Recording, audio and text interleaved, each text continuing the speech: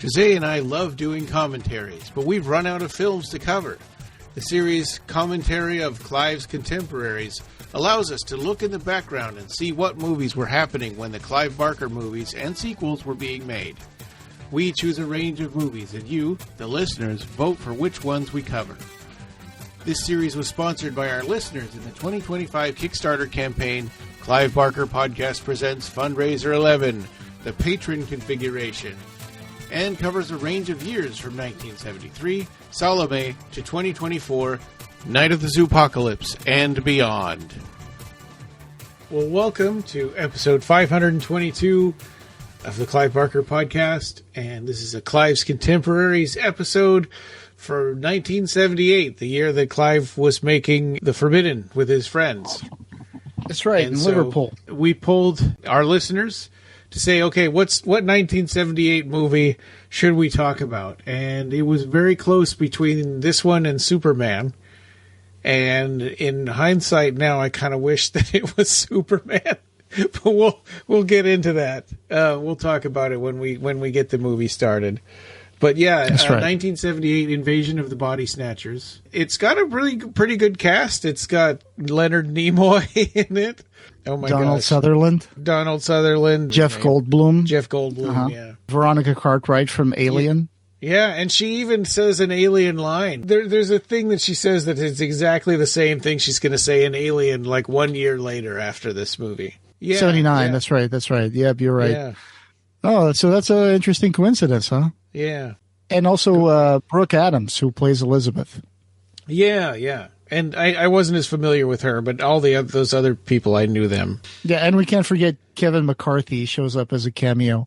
He's the guy from the original Invasion of the Body Snatchers. Remember the scene where there's a guy who runs up to the car, and like, they're coming, you're next, you're coming, we gotta go, and he runs off. Oh, and then he got hit by a car. Yeah, right. Okay. That's the survivor from the original 1956 movie.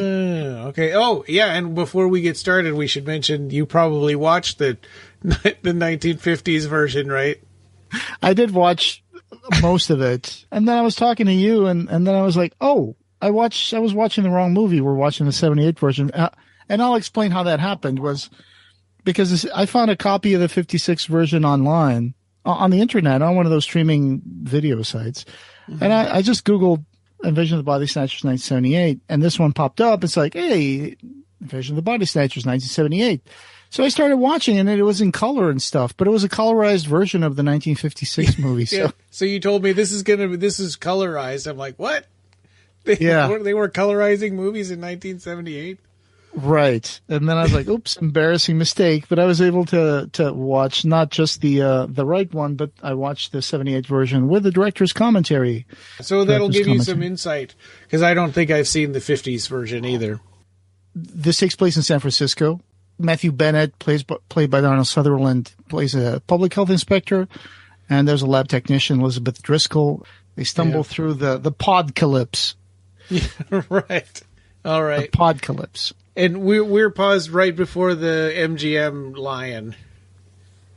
Yep. Should we do our countdown? Yeah, go ahead and do the countdown. All right. So we can 3, sync. 2, 1, play. All right. That's Leo the Lion. Yeah. So that was cool that this was still done under United Artists. I think they came back. I think the studio came back, United Artists. They did Lord of Illusions. Yeah. I like how it starts. The graphics. Yeah. It looks almost like a different planet. Yeah, that was pretty cool. Did the original have anything like that? To show no. Oh, okay. These are like it's almost like it's in between cobwebs and like some kind of microscopic organism. They remind me of tapioca pudding. Yeah. If you're into that.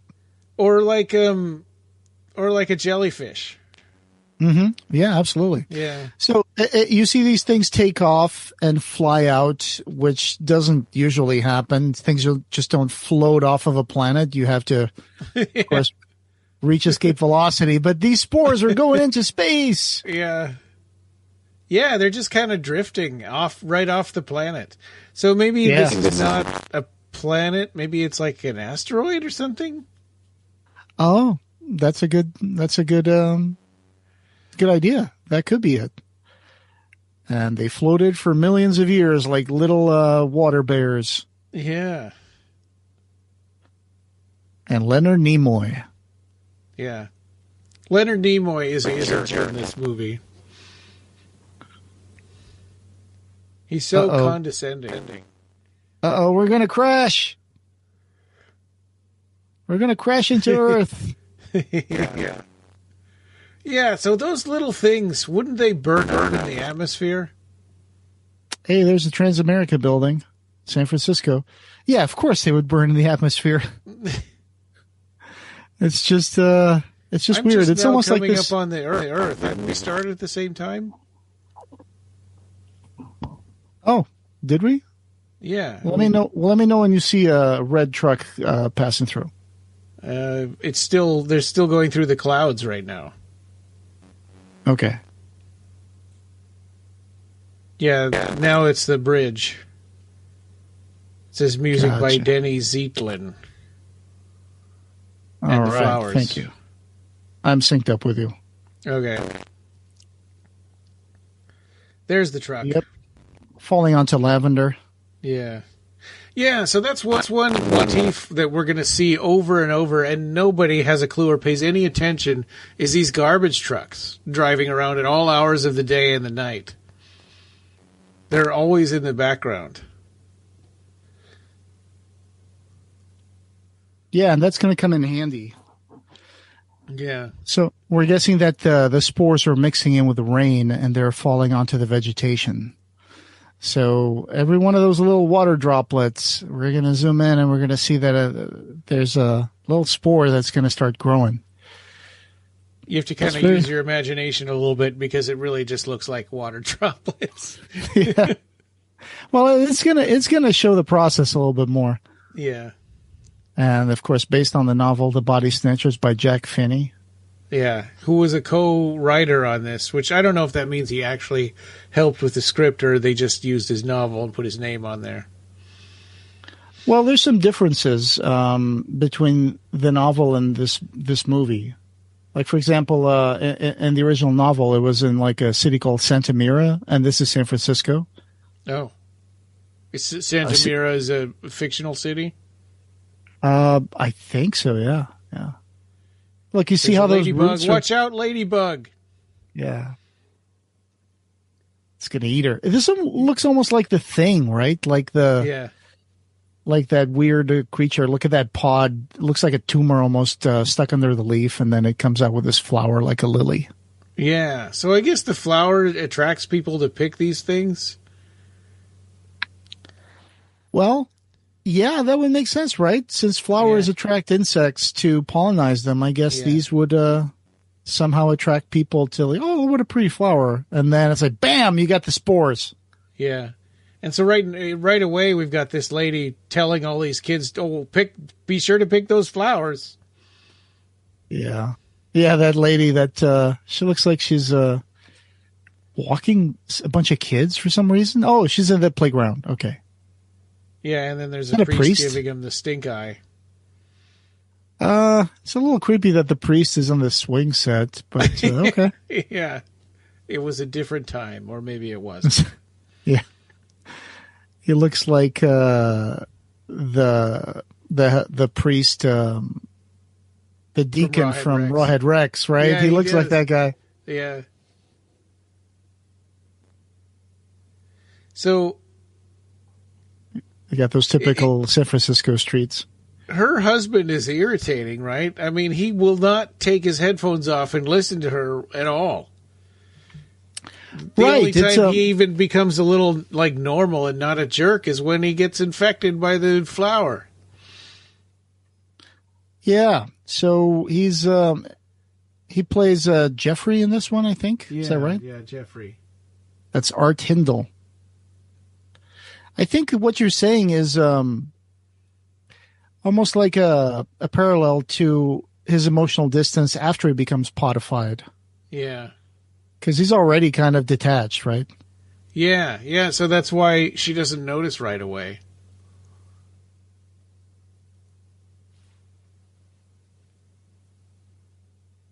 She said the word pod.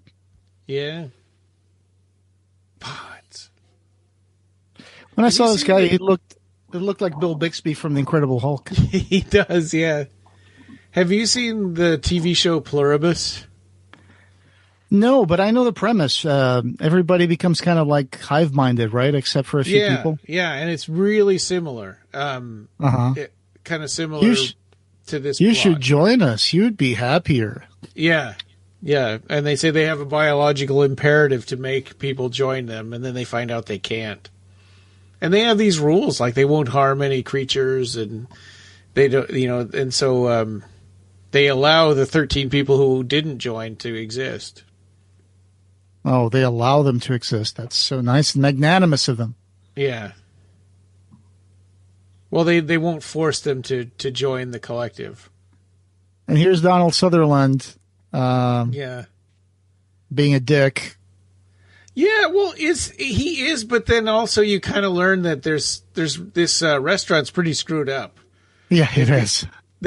He says that they were using fake ingredients and trying to pass them off as expensive, and they had rat crap in the food. Yeah, see, in the novel, I think this guy is called Miles Bennell, but here in the movie they changed it somehow to Matthew Bennell. Oh. And in the novel and movie, Miles Bennell is a small-town doctor, and here is just a public health official that nobody likes, apparently. Yeah. So he's got less authority and is more bureaucratic than the guy from the novel. Yeah. Some things I don't like about this movie is that when they start to figure out what's going on, their solution for the whole movie, the whole time, is just to call people. We'll fix this by calling somebody, and somebody else is going to fix it. And it doesn't work. And they do it over and over, and it never works because the people that answer the phone are part of the conspiracy.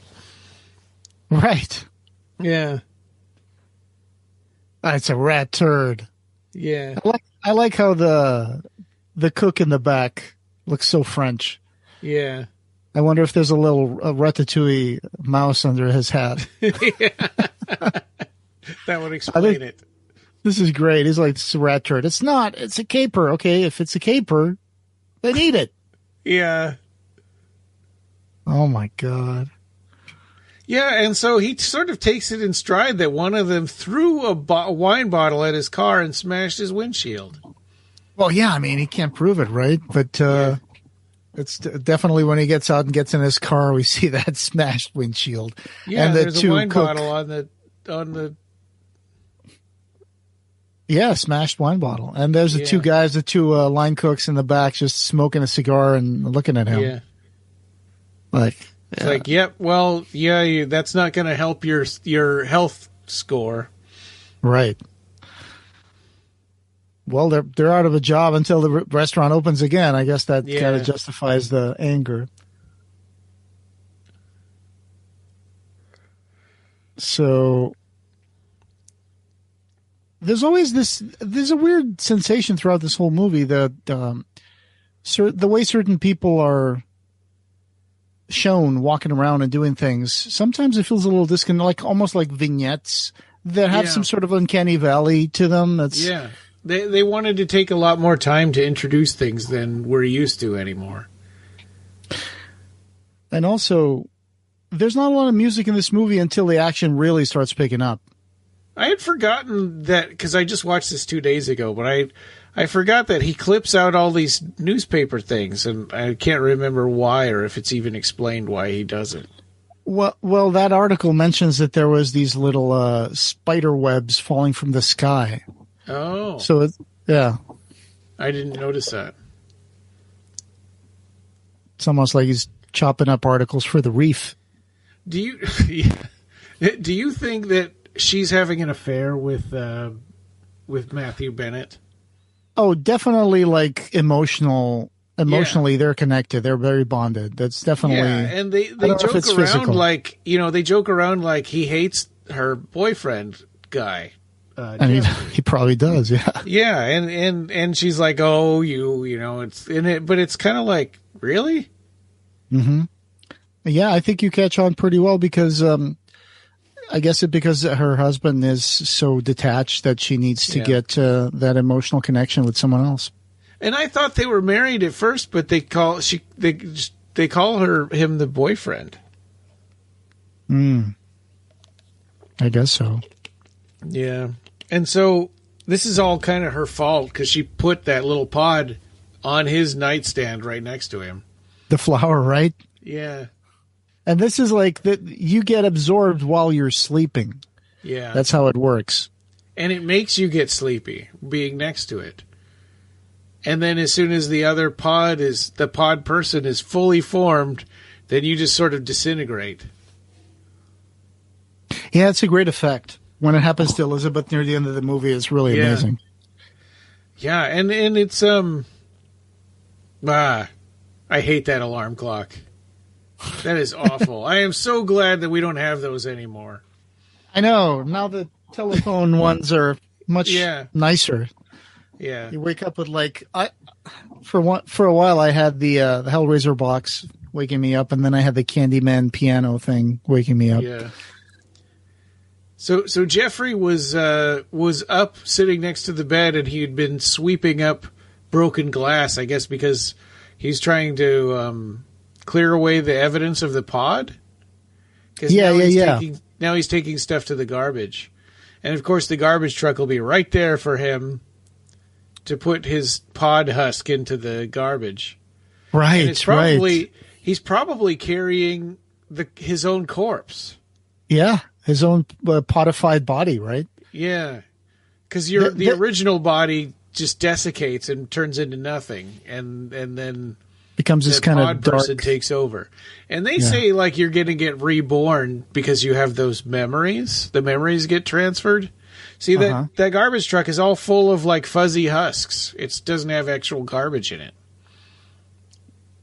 Yeah, see that? Yeah, you see it right there. And then you see another one when there's like a scene where, you see that dust coming off of it. Yeah. Ugh. And then there's another one where I noticed outside of a laundromat that Donald Sutherland's character goes to. And then we come out and there's another truck full of like this kind of dry husk stuff, which at first I thought it was like just fluff from like the dryers and the laundromat, but they're not. Yeah, it's the leftover chunks from all the pods and stuff. Yeah. And I also hate these clocks. So I don't think that people were really getting reborn like they say. I think the pod person is a whole new person. And just having memories doesn't make you transfer over to that person. Yeah, it's almost like a story that we'll be discussing further up in our book club of blood. Human Remains, right? The one where the golem takes up. I wonder if Clive was inspired by Invasion of the Body Snatchers when he did that, because that's a golem in that story that kind of absorbs people's memories, their look, even their scars and their pain and grief. Except in that story, the double does feel grief and emotions and doesn't like them because he didn't know that that's part of being human. And in this one, pod people have cleaned out all emotions and they don't have any emotions. Yeah.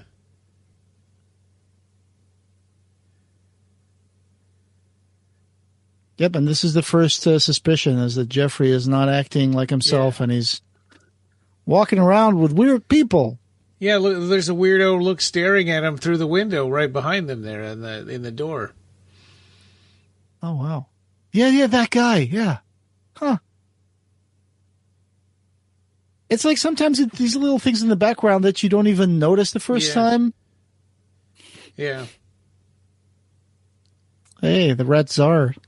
I think what really bugs me about this movie is that there's, right from the beginning, you start thinking, like, how are they going to fix this? How are they going to get out of this? What do you do? And the answer is nothing. You can't.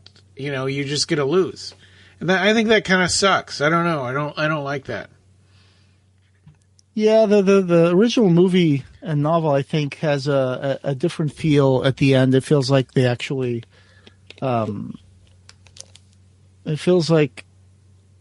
Well, yeah, I mean, in both of them, it's unclear whether or not mankind's going to survive from this, especially because when you start seeing in the original one trucks with pods in the middle of the road where the guy is like, stop, and there's no human people in Centimira anymore. And it's like the cars are like, get out of the road, you're drunk. Yeah. And then they hit him and break his arm and legs. So if this were a movie made today, they would probably have like a master hive mind that when you kill that, then it fixes everybody. Yeah. Which is corny. And it's a little bit insulting, but at the same time, I don't know. I don't like that this is setting them up for failure from the start. I don't know. It's very unclear what their plan is. So they come down to Earth in like these spores, right? And then they take over the planet, duplicate everything, and absorb them. But in the novel, it's like they can only live 5 years and they can't reproduce. Oh, so I'm not sure if they mentioned that. I don't remember if they mentioned that here in this movie. I don't think so. No, they don't. No, I don't. They just say that their planet was dying and they needed a new place. So it's like, we're going to take yours. And they're like, it's great. We're just making you better. You should be happy. Yeah, it's like their plan is not a conquest by force. They don't come down in like saucers or anything, but it's more like an assimilation. Right, and in their own morality, they probably don't have any concept of why anybody would even object to it. Maybe they do, because I think they are wary of this couple. One thing that I don't understand is I don't think they have a hive mind. And when you think about it, what kind of thing guides these people? They certainly have a biological imperative. They do sort of have a hive mind, though, because there's a scene coming up where they kill one of them, right? Or where Donald Matthew, right, kills his own pod person. He like smashes his head. Oh yeah, that's a good one. All of them outside start screaming at once. Yeah, they go like, "Arr!" Yeah, so they all must have felt it, I guess. I think that they're trying to absorb the Earth as almost like a staging ground to move out into space to other planets. This movie would make more sense if mankind already had like space travel. Yeah. Because the thing that I don't understand is like if these things come out, they're like organic pods that create this weird, almost unformed humanoid, which later is filled with all of your memories and your all of what makes you, even memories. I mean, that's weird, but sure, let's for the sake of it. And then they wake up and they do the same work that you used to do. They do the same stuff. They live in the same house and they go out and do their jobs and whatever. So it's like it's not like they've got like, oh, I'm Calyx from planet blah blah blah. They're like, no, I'm Jack, And I remember but at the same time they all kind of silently get together and meet each other and pass the pods around and stuff. Right. That's the creepy part. There's a sort of a silent conspiracy also happening in the background. Yeah, my point is, why do they absorb our memories if they also have their own personalities, but not really?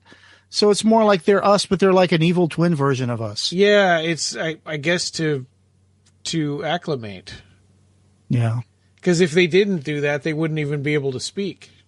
But it's definitely not like the aliens are trying to say, oh, you just go to sleep and you'll transform and you'll become someone happier that doesn't have emotions or hate or pain. But it's like, no, what happens is you actually die.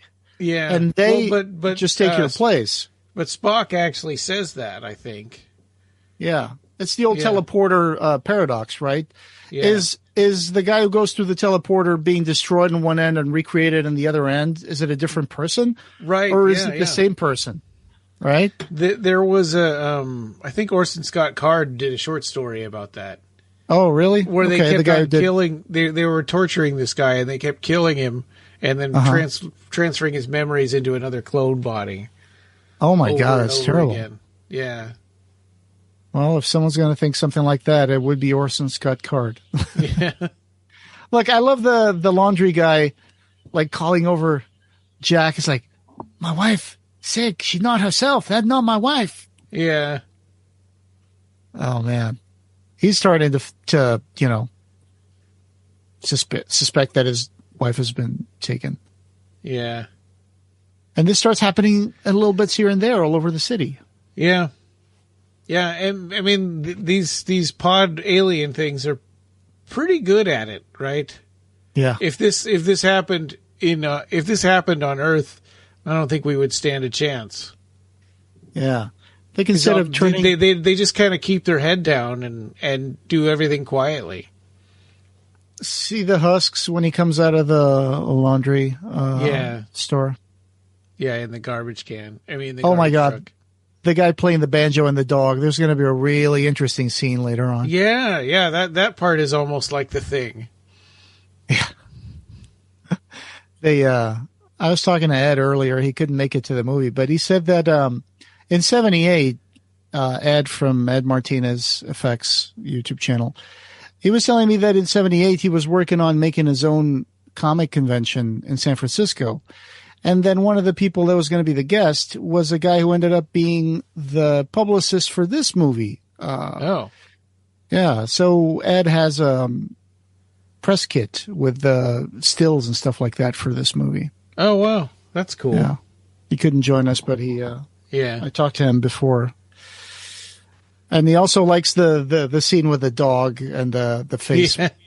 Yeah. He told me that was done with peanut butter and stuff. And he had something to say about the ending, which we'll get to when we get there. Yeah, she's mad that nobody believes her. Yeah. Well, he still kind of doesn't believe her, too. He wants to send her to a psychiatrist.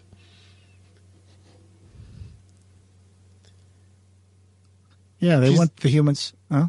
She's like, I'm not crazy. And he's like, oh, no. He's just think of him as a really smart person. That's Kidnick, right? That's Leonard Nimoy's character. Yeah.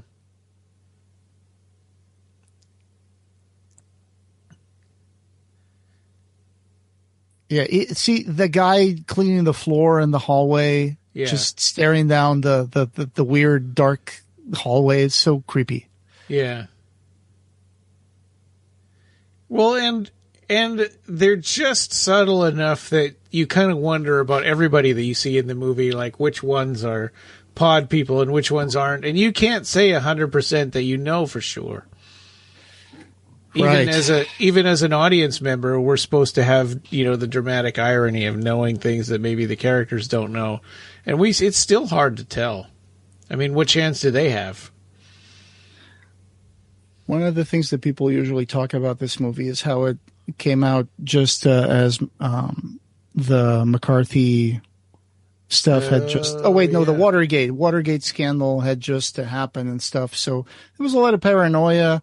Yeah. And also, there were some parallels that people do in reviews comparing this with stuff like Cold War anxieties, communism, McCarthyism. Like, they're out there and they're communicating with other people and they're doing things we don't know what they're doing and they're different from us, Well, and there were some 60s and 70s. There were a lot of movies about secret conspiracies, like, everybody's in on it except for you, Soylent Rosemary's Green. Baby and Soylent Green. Yeah. The Omen. Oh, yeah.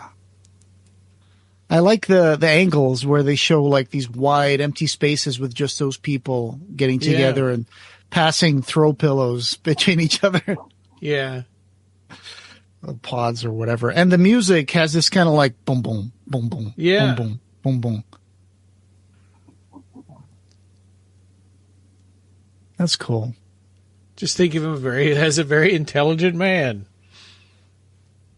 But it's like, as far as the civilization goes, these aliens are weird because they don't have any culture or anything. They just kind of absorb. That's why I was thinking that their idea of appearing like a hive mind is more like ants doing what they're born to do. You know, it's more like.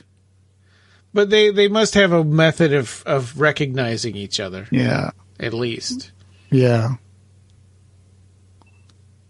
And now she's walking around San Francisco and she's like. Yeah. And I think those were just people walking around at the time. People on the bus and they're all looking at her. Yeah. And now here comes the guy, right?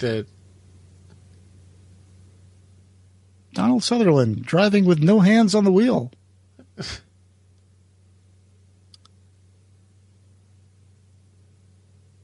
I don't know why he does that joke.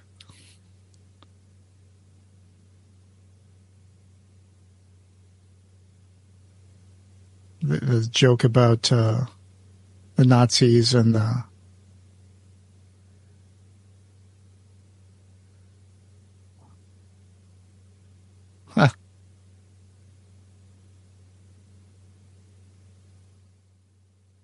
It's kind of an interesting He was also moment. the bad guy in UHF. Right. Oh, there's Kevin McCarthy. Yeah. They're coming. They're coming. Yeah. He's still doing. He owned the rival television station on UHF with Weird Al. And it's funny because now he's like the right age, just like at the end of the original movie. But in the original movie, I think he's got his hair dyed or dyed gray or something. So he was younger. I like how there's a group of people just running after him. Yeah. And then it's still we see a kind of cop. early days, and they don't want anybody catching on or trying to rise up against them. Right, but I like how even if they could, what are they going to do? I mean, if you try to tell anybody, it just sounds crazy. But I like how Jack just says, "Oh, that policeman will help for sure." It's like, I don't know, man. Oh, and this is so creepy. Yeah. Well, and the music is like Night of the Living Dead style music. Yeah. Jeez. And this is where the music really starts picking up in the movie, because so far there's been almost no music. Yeah, just kind of like unsettling tones. So, Jeff Goldblum's character, Jack, is really annoying. Like, he talks the whole time that Matthew is trying to talk on the phone. Yeah. And then for some people, that's a really big hang-up. Himself and his poems. Jack Belichick. Yeah. He really and his nails wife is Lambert from Alien. Oh, look at the mirror behind Donald Sutherland, that shot there. Yeah, they've got like a funhouse mirror. Like a weird distorted double in the same scene. Oh, yeah, that's symbolism.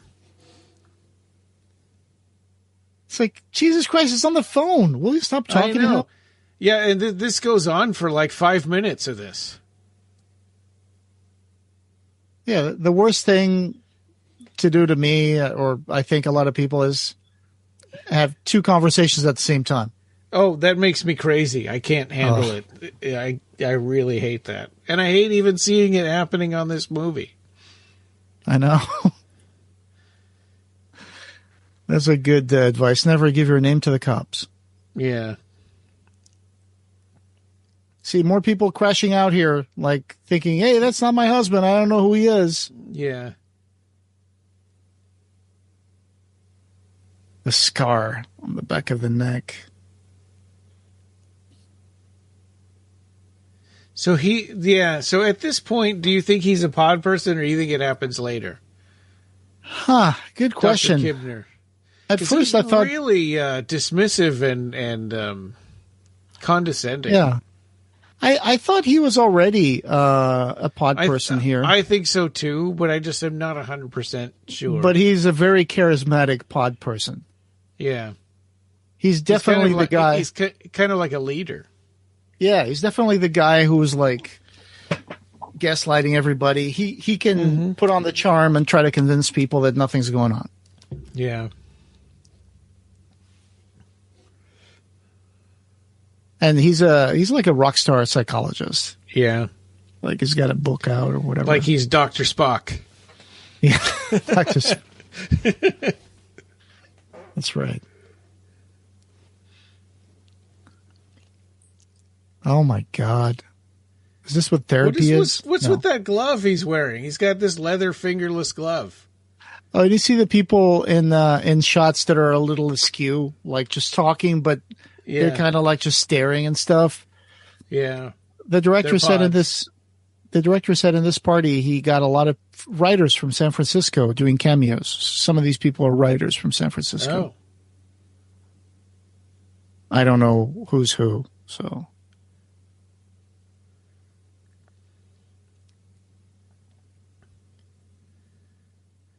And at that point, do you think that the first responders that Miles is trying to contact are already pod people too? Because they don't seem to have any interest about a guy getting run over on that. Yeah. I don't know about you, but I don't think I would be up to going to a party after seeing a dead dude in the road. Yeah. I like how he stops and looks back. Yeah. This is definitely very 70s. Everybody's wearing like houndstooth or plaid or tweed. Yeah. Sweaters. I mean, does anybody still wear sweaters and shirts? I stopped doing that like ages ago. Yeah, same. You know, you have to button everything up to the top, and then you put it on your pullover, and then you put on your little jacket, and then you go take your school picture. Like, and then you get home, and you go like, yeah, take everything off.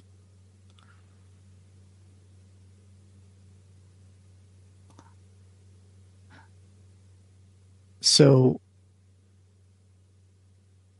I like his theory here that people are just jumping in and out of relationships too fast. Like, wait until you hear about cell phones. Wow. Yeah. Well, until you see like people just in the house in the same room, but just each one in their phones. Yeah. Jesus. Hey, he did to Belichick what we all been wanting to do this whole time. Yeah. Told him to shut up.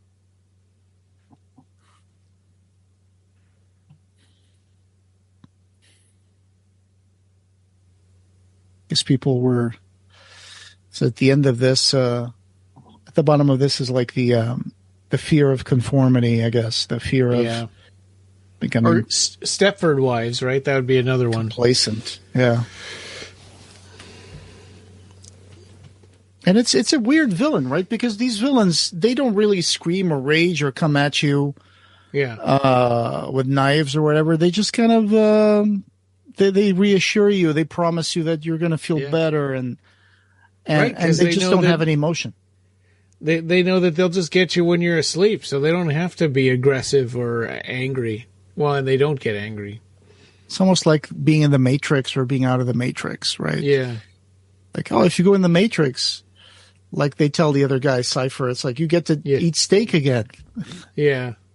So the illusion would be... Right. But in this case, there's no illusion. It's like they just kind of suck you up and throw you into the trash compactor. Yeah. Oh, by the way, I looked up 1985 because that'll be Transmutation's year. Yeah. There were... So when I did a search for all movies in 1985, there were over 4,000. Yikes.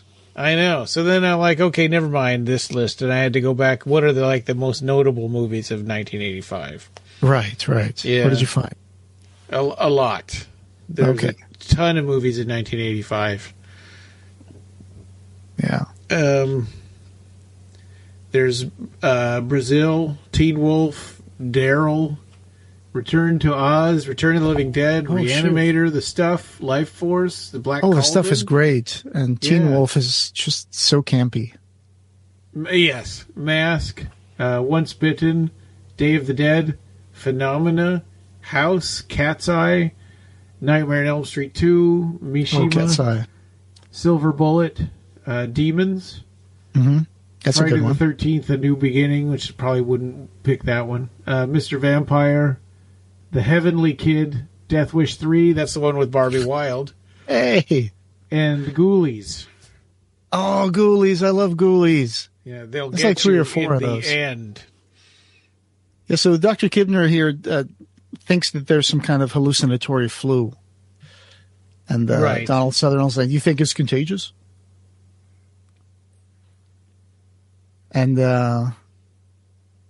welcome to the Belichick mud baths. Yeah. What a bizarre, like... So he's a poet who also runs a mud bath place with his wife. Yeah. Yeah. Wait, he was trying to pitch poetry? That's what he was trying to do at that party? It was just annoying people. And it was about a psychology book. So what was he even doing? Right. The director in this scene said he based the Belichick mud baths on the Casteloga mud baths. I guess that might be in California. This looks like a great place to get athlete's foot. Yeah. It's pretty dismal. Yeah, as far as he's crying. Oh my God, he's crying. Yeah.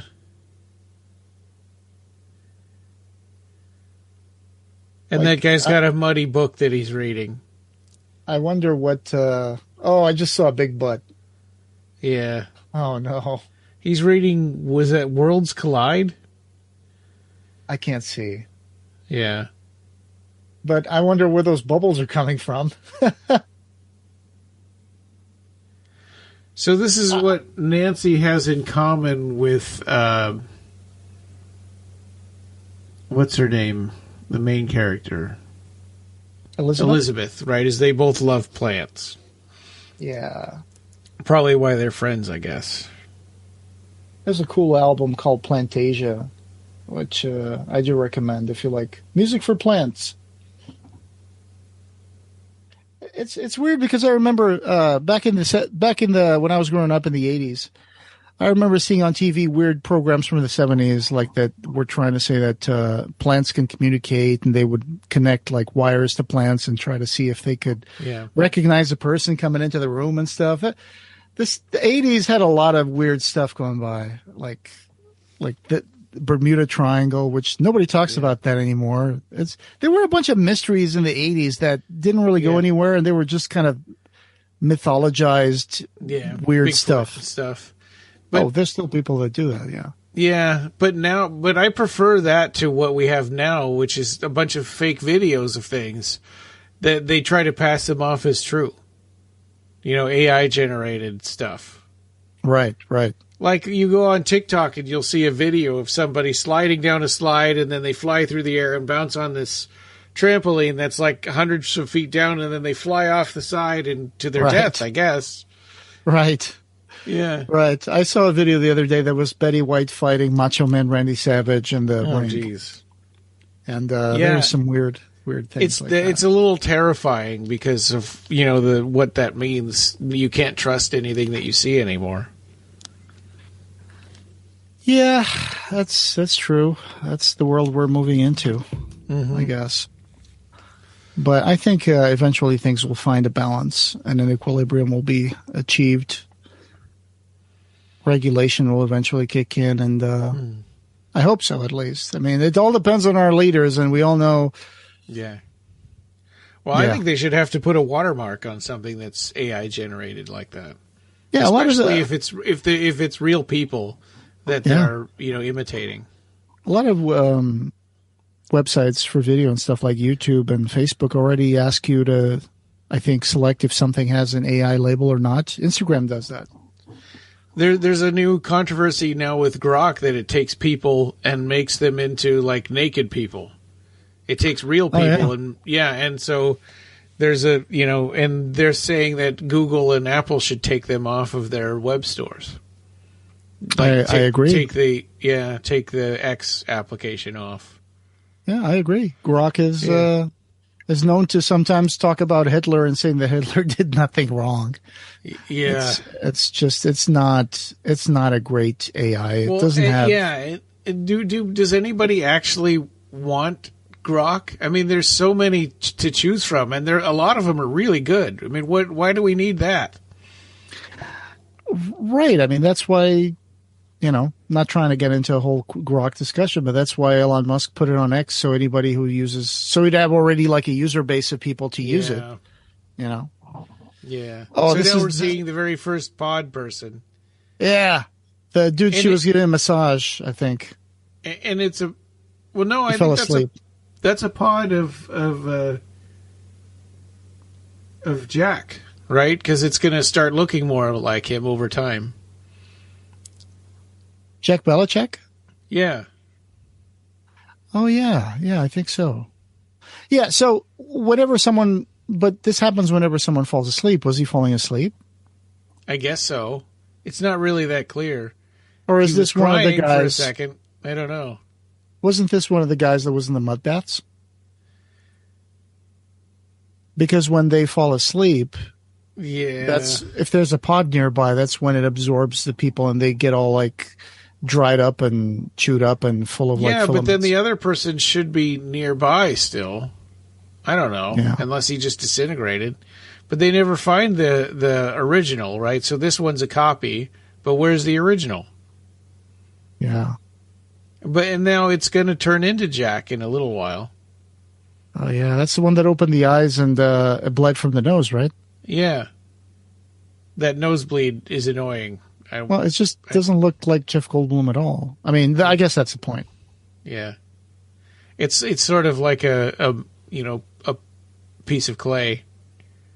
That Veronica Cartwright has a great way of just looking distressed. She could just turn on that emotional like. Yeah. Why don't we just draw straws and get on the shuttle and get the hell out of here? I know, it's great. I'm not drawing any straws. She's just got that face that can scrunch up into like absolute horror and pain. Yeah. I get really like triggered by the hair that's all over the person because that would tickle me some muffle. Oh, yeah. It feels like having cat hair on your face except times a million. Mm.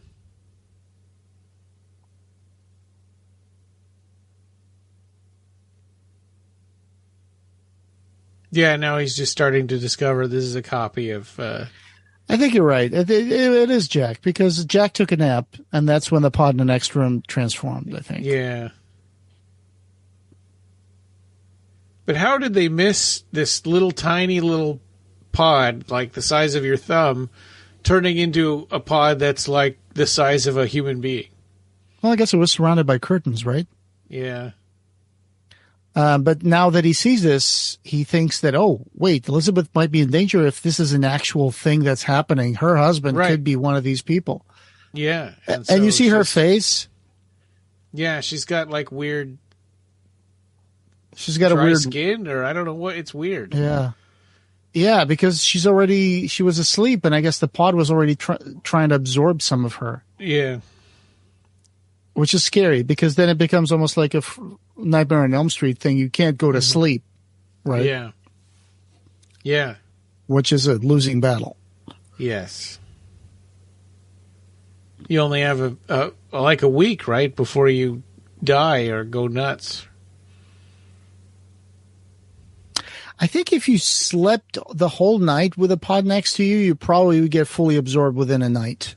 Yeah, well, I think that's what happened to Jeffrey, right? Yeah.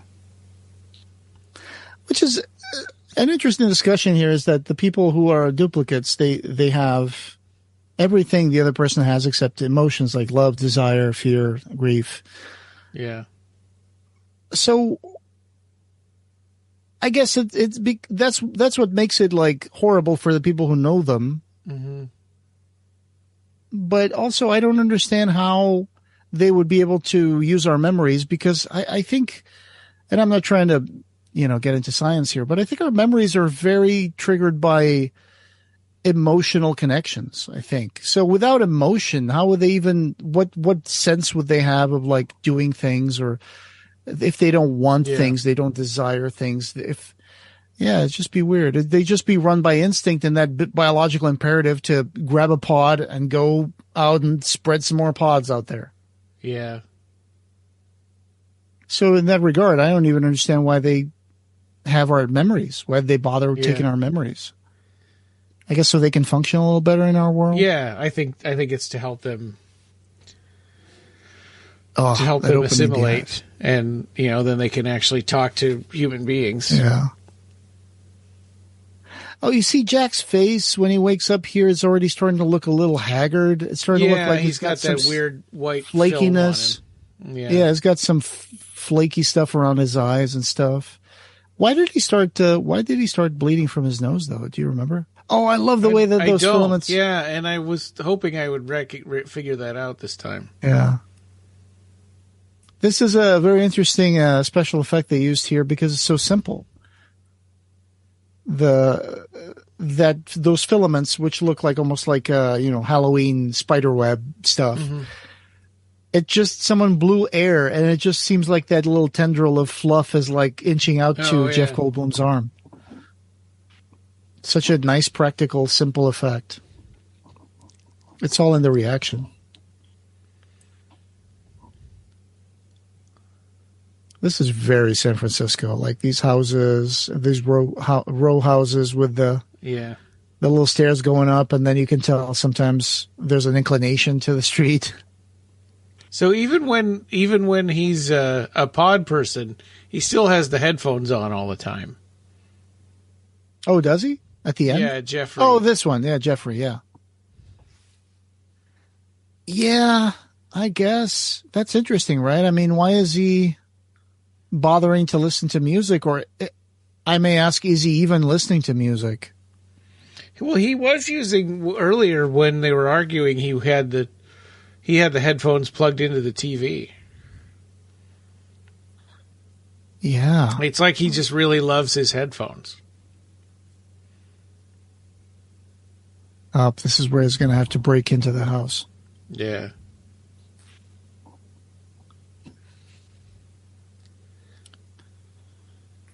So, very slowly break into the house. Yeah. And the guy with the headphones is like, huh? Did I hear something? Of course, in the world of the wonderful noise-canceling headphones, you wouldn't hear a thing. Love those. At work, they're a lifesaver for me because I work in a place that has a lot of noise. And so when I put that thing in my ear and set up the noise canceling, it goes like, boom. And it's just, I love that technology. It's amazing. Yeah. So he's trying to find Elizabeth. Yep.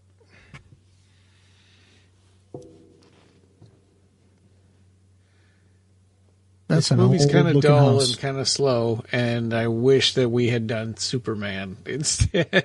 I know. These handheld shots are cool, though, when he's going up the stairs and stuff. So did you see that? He was watching a movie. He was watching a TV show that was just like clocks going by. Yeah, that's why I was saying, is he really even watching TV, or is this like some sort of weird transmission that he's like... Oh, maybe, yeah. Well, I guess that would have to come from the studio. Turn your TV in between Channel 3 and Channel 4. We'll tell you all our plans. Yeah.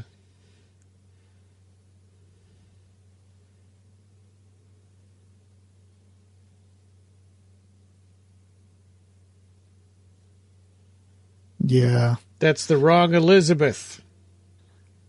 That's the clone version.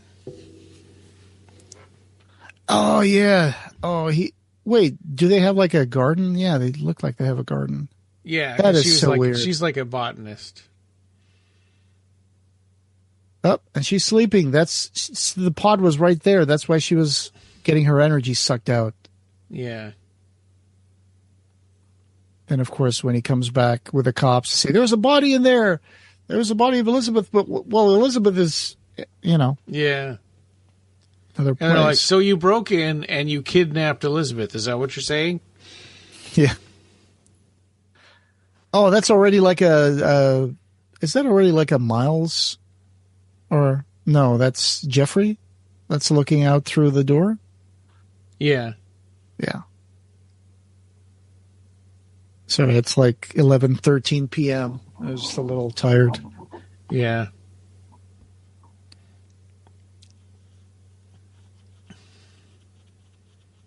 Now, let's see. What else can we find out about this? So there's been several adaptations of this movie. So there's the 56 version, right? There's the second one, which is this one from 1978, Phillip Kaufman. Mm-hmm. And there's a fourth adaptation. No, the third one was in 1993, directed by Abel Ferrara, with, let me see, with Gabriel Anwar, Mag Tilly, R. Lee Ermey, and Forrest Whitaker. And then there's another one in 2007, apparently, which is called The Invasion, a 2007 American science fiction horror film directed by Oliver Hirschbiegel with Nicole Kidman and Daniel Craig. I never even heard of this one from 2007. I don't think I've seen any of them. I mean, I've heard a lot about Invasion of the Body Snatchers, but I don't think I've ever seen one of those movies until now. Yeah. There's also Ernest Scared Stupid. Yes, that's right. Where the trolls grow out of pods. Yeah. And turn the children into wooden dolls. You know, another one that's thematically close to this is probably The Day of the Triffids, because it's got plants that come from the space, and except these are carnivorous and they can move. I always used to confuse that with the Tribbles from Star Trek. Yeah. Oh, and also The Asylum did their own version in 2007 when that Nicole Kidman and Daniel Craig version came out. They also put out Invasion of the Pod People, a mockbuster by The Asylum.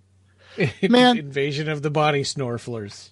I gotta say this. Like yesterday, I know this has nothing to do with this movie, but yesterday I saw Airplane 2025 on Prime Video. It's got Tom Arnold. Is it so? Is it like one of those goofy airplane movies, or it's different? It's different. It's a really bad one. It's supposed to be a sexy comedy of 5 girls that go into a plane to do a bachelorette party, and Tom Arnold is the senator and the father of one of them, and they're trying to join the Mile High Club, and it's really bad. And I don't know how much money they gave Tom Arnold to be in that movie, but it's really not enough to be in that movie, I guess. Ugh.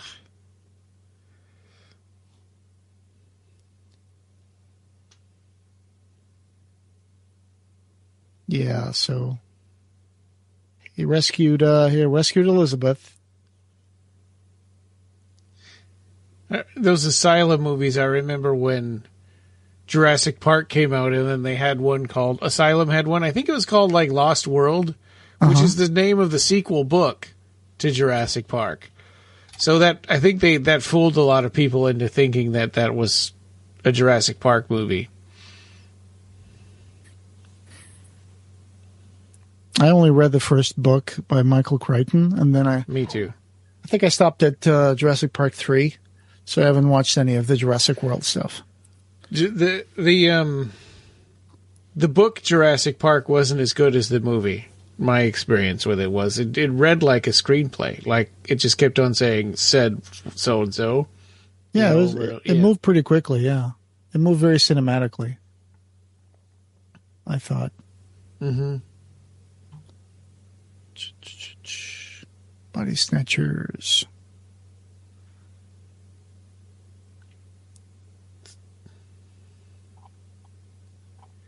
So here's the cops. They're going to check Belichick's mud baths. No, wait, no, they're not Belichick's mud baths. He's leading him. Jeffrey's apartment. Yeah, because Matthew is leading them to where the body is. And of course it's not there. And they even put a pot there that had a face to make it look like he was just crazy. Yeah. Well, look. He even put stuff in there to make it seem, make it seem like it was a... It seems like you're behind where I am.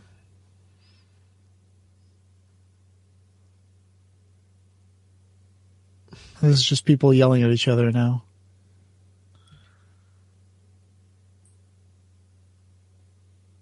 It seems the police are on it, right? Because they're just standing around, and even that chief of police seems to be... I think the director said that the guy who plays the chief of police was like a guy who... I think he was a producer. He helped get funding for a bunch of movies in San Francisco, so they put him in the movie. I'm not sure if it's this guy, but it said the chief of police. Oh, okay.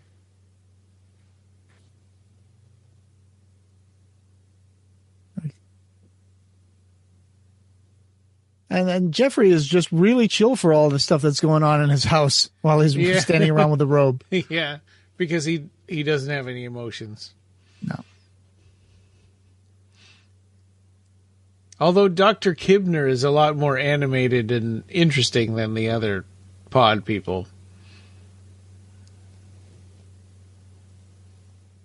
And the little known fact, Denny Zeitlin, the composer for the soundtrack for this movie, also worked for Sesame Street. Oh. Yep. Between 1969 and 1991, according to... wow. Yeah, it's a long time. Internet Movie Database. I think that Dr. Kibner should start singing about hobbits. Oh, it's such a San Francisco icon there, the Transamerica building. Am I still a little behind from you? Yeah. I'm looking at Kibner on the couch. Yeah, and he's got that weird leather glove thing on his hand. What is that? Yeah, what is that? I don't know. Yeah. I don't understand what that is. Yeah, some kind of status thing. I don't know, man. I thought it was weird when I saw it the first time. Yeah. It's like a falconer glove or something. I don't know. It doesn't look like it. Is it a driving glove? It only covers up the back of his hand. I wonder if it's a driving glove, but why just one? But you'd think a glove would cover up his palms. I know. That's what's weird. Yeah. I'm Googling it right now to see if there's any information about that. Yeah.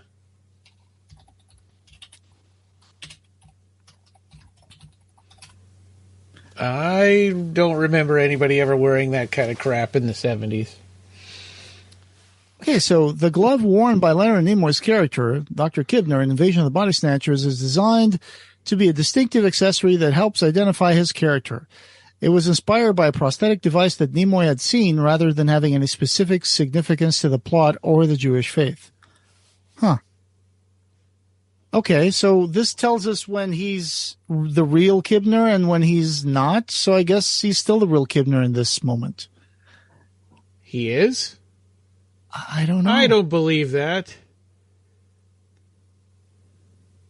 So they're saying he's going to take that off later, and then that's when you know he's a pod person?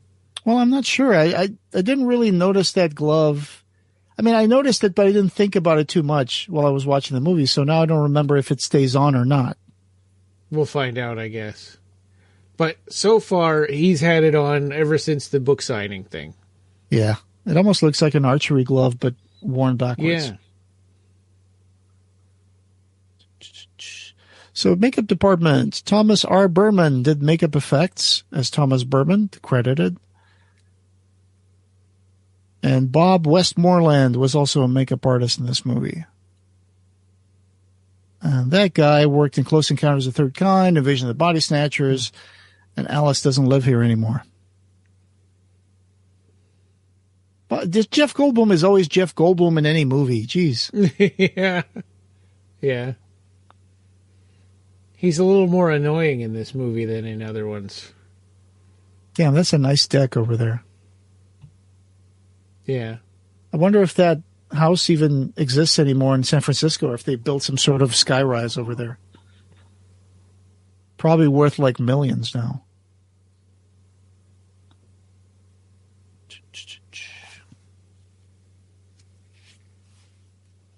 Let's see. Yeah, I don't agree with that. Was it AI that told you that when he takes the glove off, that's when you know he's a pod person?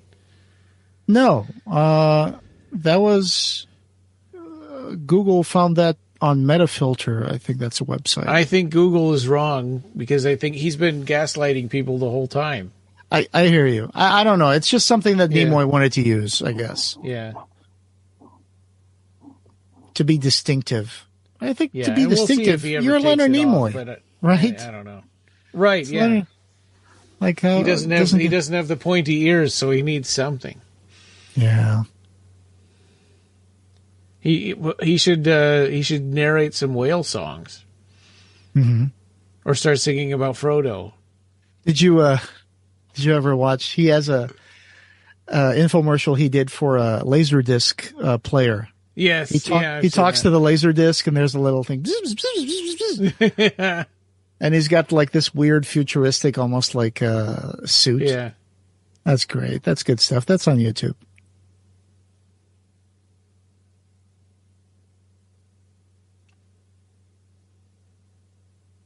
So now she's starting to put together the pods. Yeah, it's like, oh, that flower. Ah, Jeffrey. Yep, he gave her the flower. So that was Mr. Gianni who went to the bath that took a flower, and then that flower turned into a pod that started copying Jack when he was napping with his, napping in the baths. And so people are delivering flowers all over the place, and nobody's saying, like, hey, I didn't order flowers. Right. They're just accepting them, and they're like, hey, there's a weird little flower in here with a pod on it.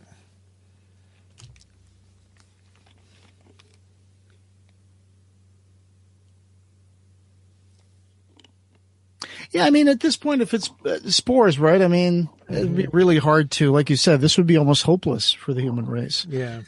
Because all it takes is one of those guys to go to a different city with a pod, and it starts all over again. Well, this movie is kind of hopeless. I mean, nobody has any good ideas on how to fight this thing. The best thing that happens at all is when he starts setting fire to where they're growing the pods. The growth that doesn't operation. really do anything. Right, it's just a few of them burn and stuff because he's not dropping the grow lights onto the pods and stuff. But yeah.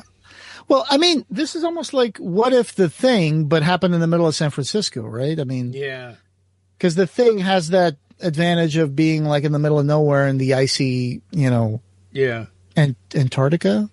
And the thing can be really aggressive, but it can also just be like a person that's keeping his head down. Help me out here, Ryan. Is Antarctica on the South Pole or the North Pole? South, right? The South Pole. Right. Because the North... That's where Guar is from. Oh, is it? Yeah. From Antarctica? Yeah. I thought they were from a different They planet. were banished to Antarctica after they messed with human race too much. All right. I saw a music video. I saw the NPR Tiny Desk concert they did. Oh. It was good stuff. I've got tickets to go see them in Portland in April. Oh, excellent. Yeah, so I have a question. There's a guy who's got the horns and stuff, but he also has the udder. So is he a guy or is he like, is he a cow or is he a bull or is he both? He's a hermaphrodite. Oh, okay. So no more cuttlefish of Cthulhu, huh? No, he died. Right. Yeah. Right.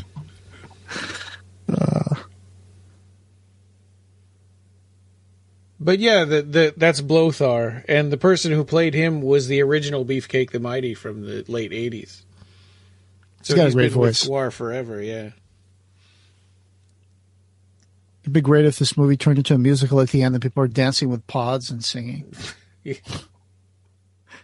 Because some of these, I wonder if there's been a musical of Invasion of Body Snatchers. Because there's a musical of, there's a musical of the Evil Dead, and it's great.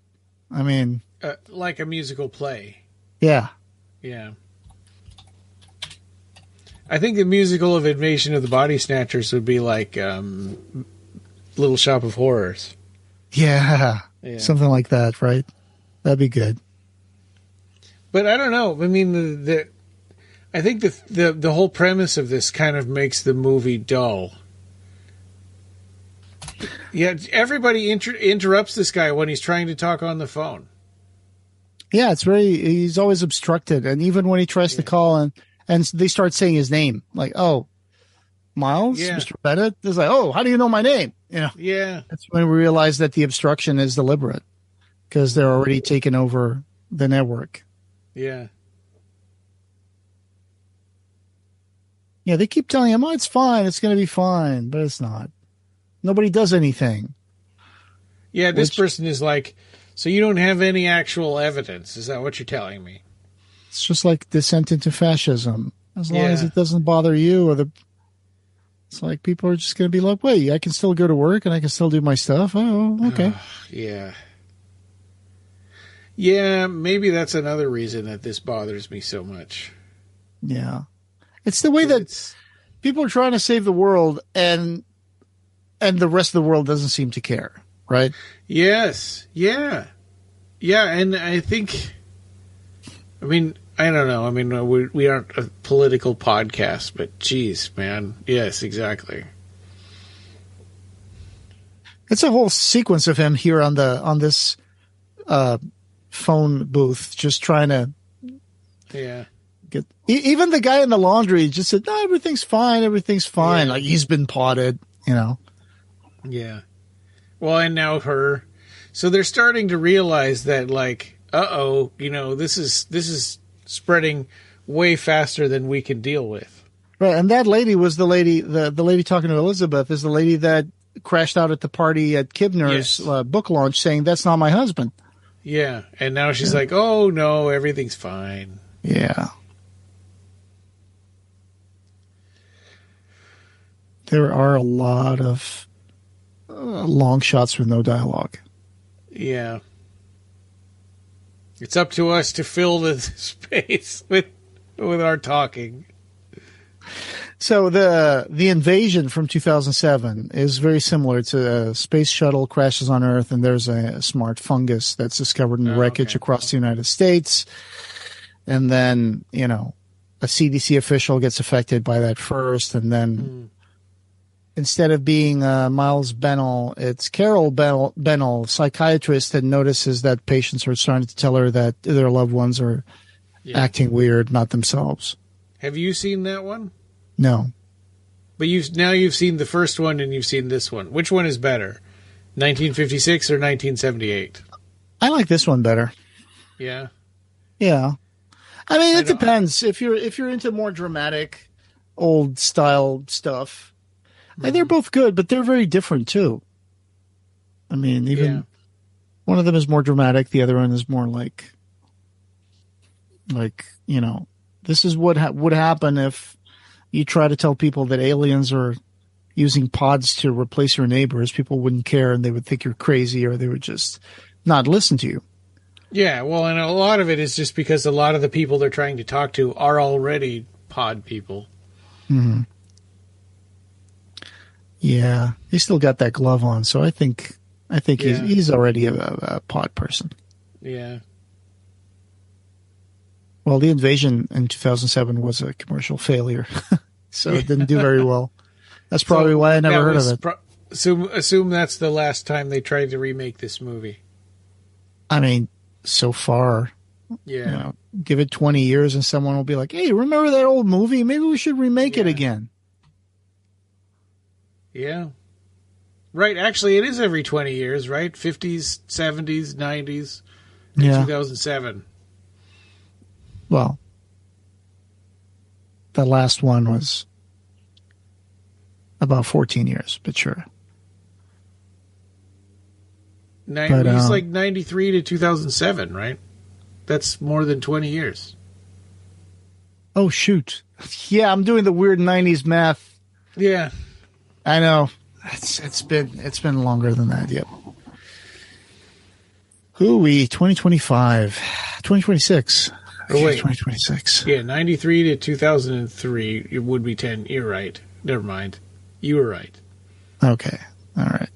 14 years, 2017 right? Would be 20 years. Yeah, but 14 years is a decent, close to 20. I will give you that. Yeah.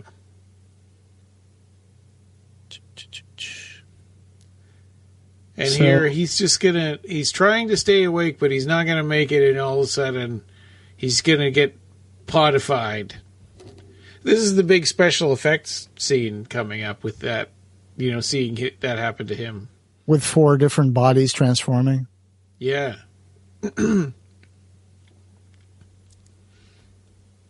But yeah, out of all the movies in 1978, I think this is... I did vote for this because I've never seen it. Yeah. And now that I've seen it, I would have voted for something else.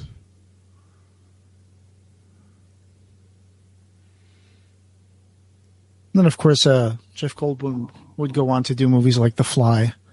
Yeah. Jurassic Park.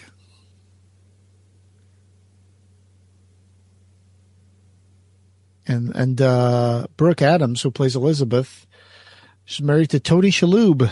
And she also worked in Nazi-exploitation classic Shockwaves, The Dead Zone, and The Unborn. Oh, yeah. I've seen Shockwaves. In those. Okay. Yeah, that's like underwater Nazi zombies. Is it? I haven't seen that. That sounds awesome. Yeah. So this movie was released right before Christmas on December 22nd, 1978. Oh. Made nearly 25 million smackaroos at the box office and was a huge hit.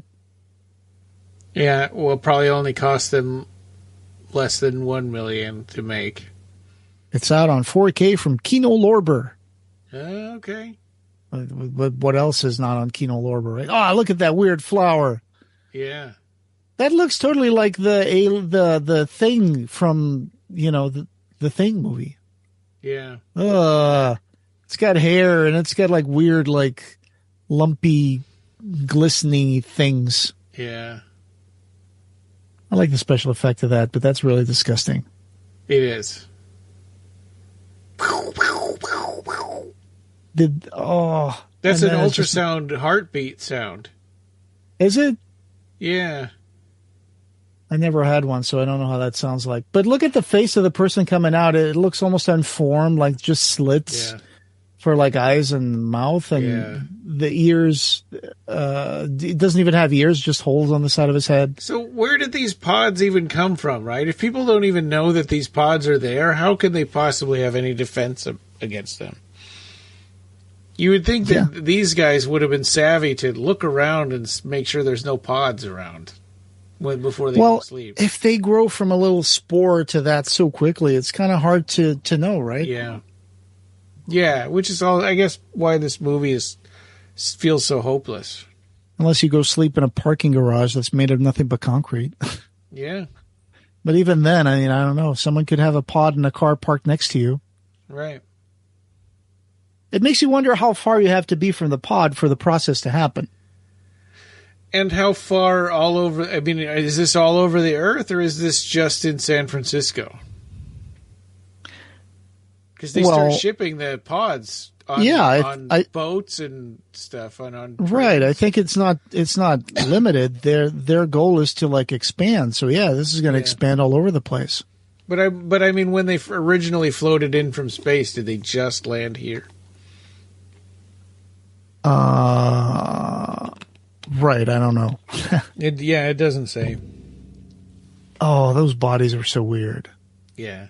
So one of them's supposed to be Jack, one's supposed to be Miles, and one's supposed to be Elizabeth, and the other one's supposed to be the Veronica Cartwright character. They're all asleep. Nancy, yeah. Nancy. And now they have the weird flaky skin on them. Yep. Man, remember Corduroy? Oh, here we go. This is her alien acting. Get out of there! That's what it is, yeah. Yeah. Like, they're everywhere. Oh, it's just the way they kind of convulse and stuff. Yeah. It's so horrible. And then when he destroys his own version, when he smashes that guy's head in, it's so disturbing. Hey, did you ever have sheets like that are printed to look like they're a quilt? No. Those are horrible. Yeah. And he's gone on the phone again. I mean, didn't Yeah, he? I know. Hang up, Matthew. It's like you're the only guy that thinks calling people on the phone is going to help. Yep. He keeps doing it. I All didn't right, tell well, him I'll I just don't- call somebody different then. They're all pods. Even us, we're podcasts. Oh, my God. Yeah, that's right. There's a Guar song called The Death Pod. I promise this is a pillow. Well, we're not doing video, but whatever. Well, we can. Actually, I think we are doing video from now on. Oh. People voted, and they prefer watching YouTube to. Well, pardon my listening to pajamas podcasts. then. But it's almost midnight. So. Yeah.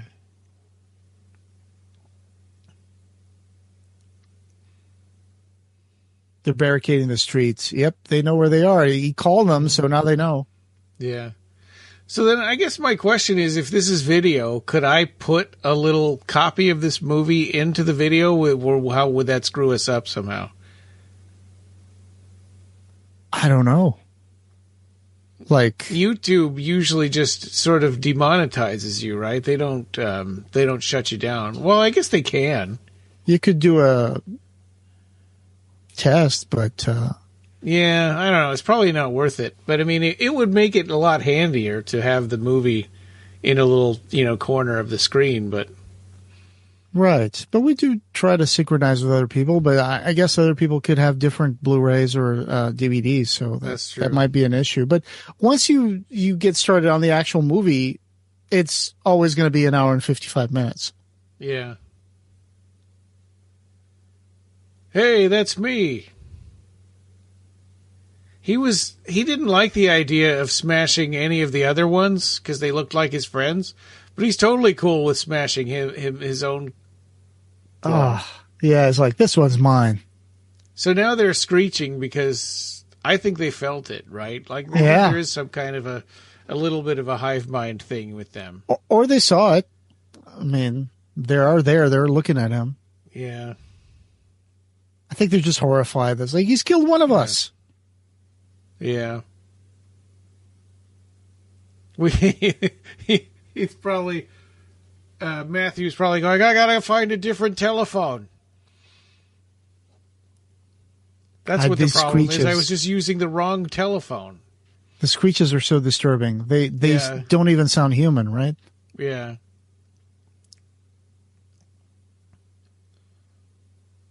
Is there any Yeah, trivia for this? I don't like night filming like this where you can barely see anything. That's not cool. Yeah, it gets a little hard to understand, but it Yeah. also isolates the characters in just the areas that have light. Yeah. So it kind of makes them seem more isolated and alone. It was probably dangerous to make all these people run down so many stairs in the middle of the night. Oh yeah. There's a scene where Elizabeth is running after Miles so they can hold on to a truck, and she's running down the street. She's running really fast, and she's got her heels on. I'm like, wow, that's impressive. Yeah.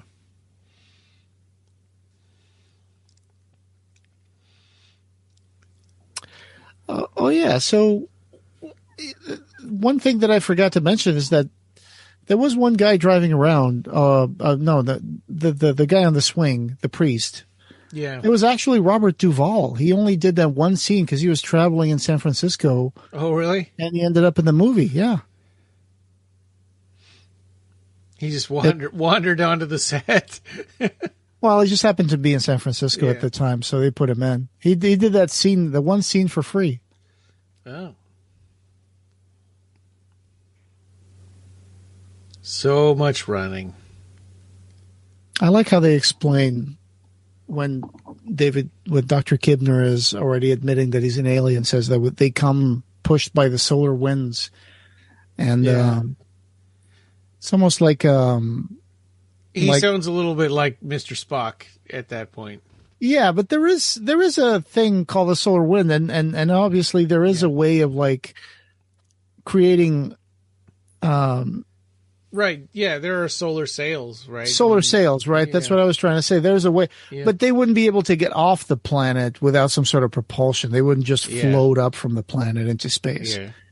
You can't escape a gravity well like that. We'll have to hear his explanation again, because I remember he said that something about their planet had died, but maybe they did come off of an asteroid and not a planet in that scene. Well, I think, yeah, but even if they did come from an asteroid, they just drift through space, so they would be able to eventually make their way to different planets or even asteroids, right?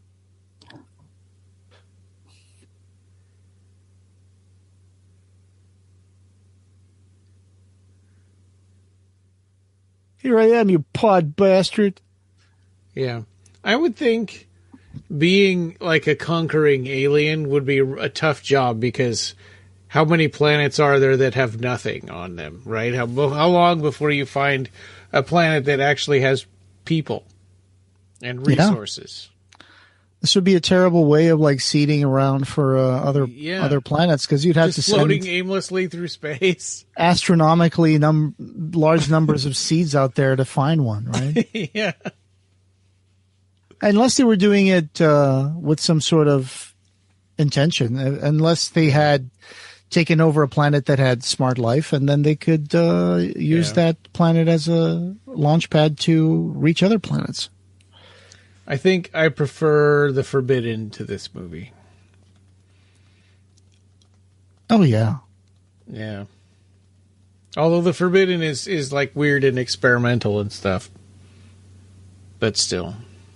I like that she's got a red dress. Makes her more stand out. And they're doing this like walking in unison thing to try to imitate the pod people. Oh, yeah, yeah.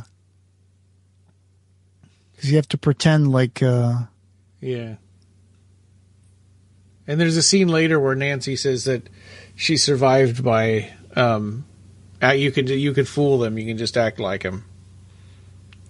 So that would go towards my theory that there is no hive mind. Otherwise, they would understand that those are not part of their group. Yeah, it's also a trope in zombie movies, right, where people can try to act like zombies. Maybe only in comedy zombie movies. And then in Walking Dead, they actually come up with the idea of like covering themselves in like rotten gunk to smell like zombies too. Yeah. Which is kind of gross. And zombies wouldn't kill you, but you'd probably get horrible infection and die. Yeah. Oh, yeah. They caught on. They caught on. Now they're in this guy must be a real person, right? He's yelling at them and grabbing their coats and trying to drag them in. He's more animated than the pod. He's people. like a Barker, yeah. Yeah. Well, maybe he's trying to be a Barker to gather people to be potted inside the thing, you know? Yeah. And then you'll see a show that's so boring that you fall asleep and be turned into a pod person. Because he does say, you'll come out of this a new man. Yeah, which is ominous.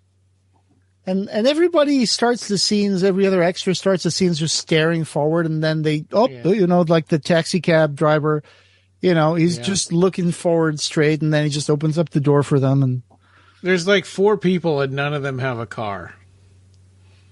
They have to get a taxi cab, which requires them to trust that this driver is a regular human, and he's clearly not.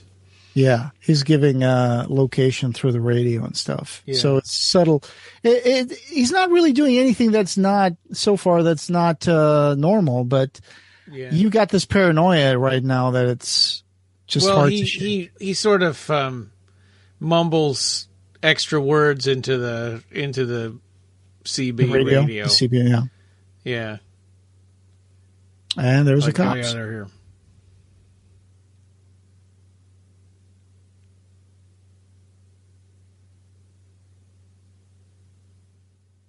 Yeah, the budget for this movie was about $3.5 million. Oh, okay. So bigger budget than Hellraiser. Yeah. But you can't really tell. I mean, I guess because of all the locations, right? I mean, Hellraiser just really mostly had one location. Yeah, I guess San Francisco is probably not cheap. Yeah. Gross worldwide box office did almost like $25 million. There's a Volkswagen. I used to have a 79 Super Beetle. Oh, did you? Did you have a Beetle? Yeah. That's awesome. I love the Beetle.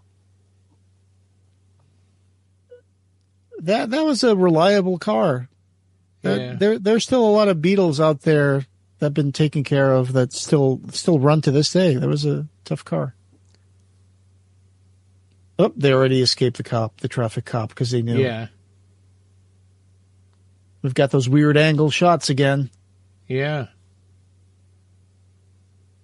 I'm trying to recognize any part of San Francisco, but not really. I'm not that familiar. They have long shots of making them run. Yeah. Imagine waking up at 6 a.m. or 3 a.m. or whatever and being told, like, okay, now we're going to do this scene. You guys are going to have to run down this avenue. Yeah. Oh, is this the dog part? Yeah.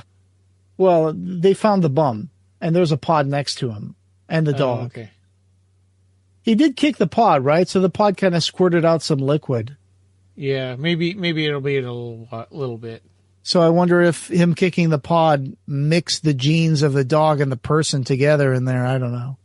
Yeah, or just the pod wasn't sure which one to copy, so it did both. Like the fly, like the teleporter pod that mixes two together.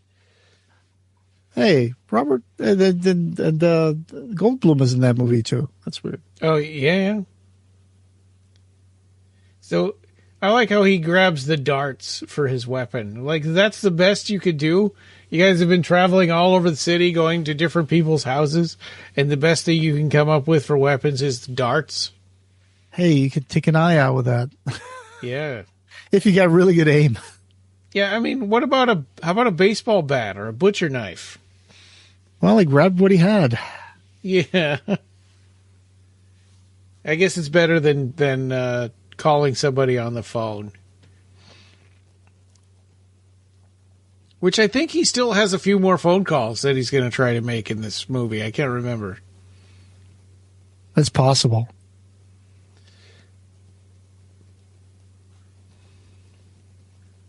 Yeah, like you said, there's a lot of tension moments that have no dialogue, and they go on quite a bit. Yeah.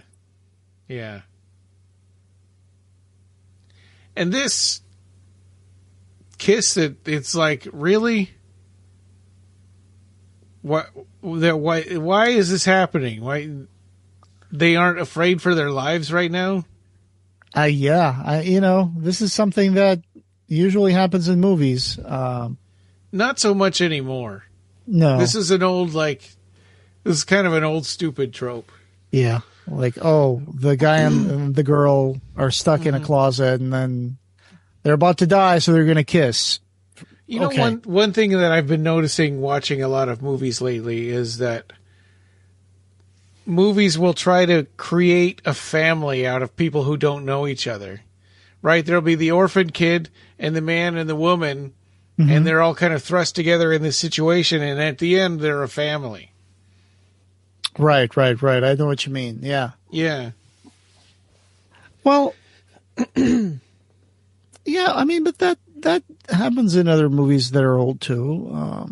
It's more like, people coming together to overcome some sort of crisis. Oh, yeah, like Aliens with Ripley and Hicks and Newt, right? And Jurassic Park with the two scientists and then the two kids. That's right. Yeah, the two kids, the girl and the boy. Yeah.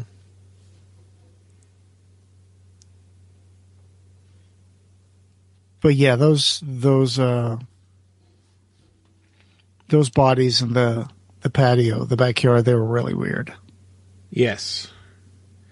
Yeah, that seems like the big special effects scene for the movie.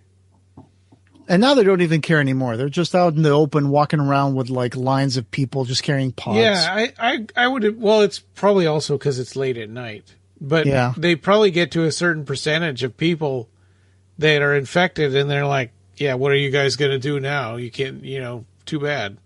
And I don't know about you, but I'm looking at these people walking around. I'm like, you lazy guys, you can walk around with more than one pod in your hands. Those things don't look that heavy. Yeah. You got 2 arms. Carry 2 of them. Yeah, that's right. What kind of efficiency is this? Yeah. How about pulling a wagon full of one man, one pod? Pods. Yeah. I hear you. Well, it just makes it a little weirder. Yeah. Yeah, because they want to make them all look the same. Yeah, now they're taking speed to stay awake, which doesn't work at all. Right. I mean, that's going to open up a whole bunch of problems. Well, and she falls asleep really soon. Yep.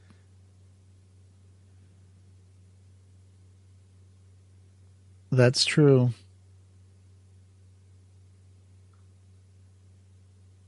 But yeah, this it's just a matter of thinking, how are they going to escape? You know, that's basically the question, and then it's like not an easy answer to take at the end. Yeah. Kind of subverts her expectations, but finally Kibner shows up and he's just completely like in pod mode. Yeah. Is he still wearing the glove? Yes. Yeah, so I don't know. Maybe it was just covering something. Maybe he had something there that a bruise, or I don't know. Yeah. Maybe it's just, or maybe he just a saw choice it in he the made. store and he's like, "Oh, this would be cool." Yeah, maybe it was a choice he made for his character. Yeah. Oh, and there we go. Well, he puts her to sleep.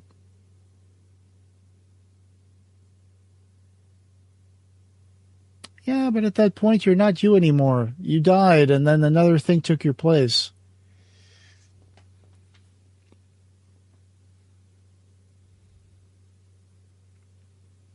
Wow, he's going to inject him right in the big vein in the back of his hand, huh? I know. Yeah.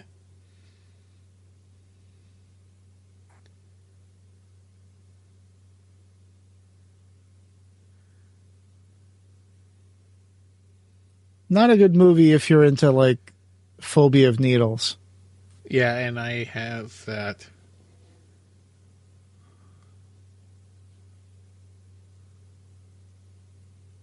What other movies do I know Leonard Nimoy from that are not Star Trek? I'm not sure. I was trying to think of that.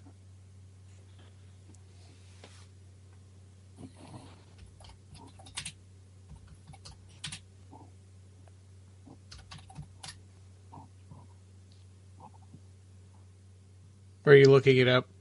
Yeah. Yeah. Well, he made an album of whale songs that he narrated. Oh, sure. I got a Mr. Spock album upstairs. Yeah, and he sang that song about Bilbo Baggins. That's true. That's true. Everybody knows that. Yeah. Bravest hobbit of them all. I didn't know in the personal details for Leonard Nimoy on IMDb says alternative names Frank Force. I've never heard of that. That's really weird. Maybe he got some early movies. He got listed a different name. Maybe Frank Force. Frank Force. That must have been before Star Trek. Yeah, I think so. Oh, she smacked Dr. Giblets or whatever. Function of life is survival. See, this is why I think that these pod people, they do this out of a biological imperative like ants. It's like, you know, once they get turned, it's like, okay, now we just got to keep on spreading. So he killed Jack with darts in the back of his head. And later they're going to see Nancy, and she's like, every time she asks about, like, you know, have you seen Jack? They change the subject. Well, yeah. I understand why. Yeah.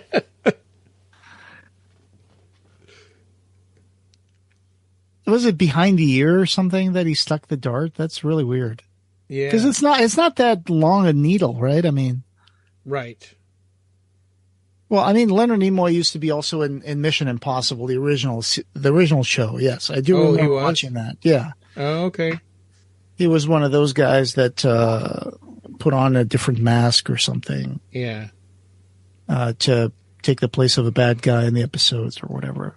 I don't know if you used to watch Mission Impossible. No, I mean, I knew about it, but I didn't watch it. I've only seen the movies. Yeah, it looks like he didn't do a lot of different movies other than Star Trek. He did some TV. Oh, look, he's like screaming. He's doing that weird. Yeah. So now Nancy is here, and she says, I lost Jack. She's looked everywhere for him. Yep. I think she knows that he's dead. Or suspects. Why are they both dressed in red? So weird.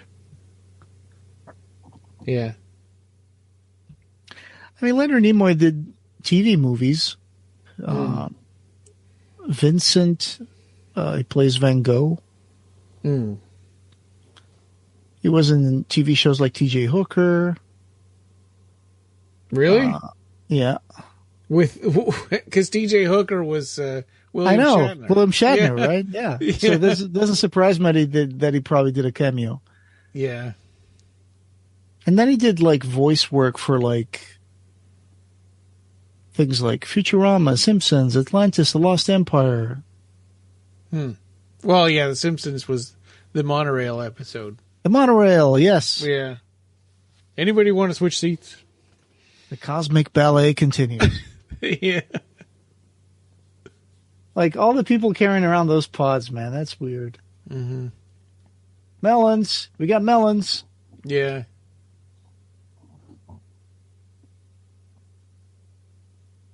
I think the dog with the face of a human is about to show up. Oh, okay. This is like the cop equivalent of like Terminator 2. Yeah. He's like directing them to where they need to take the pods. Weird lady with a big leather like overcoat. Oh, of course, Leonard Nimoy did the voice in the Halloween Tree.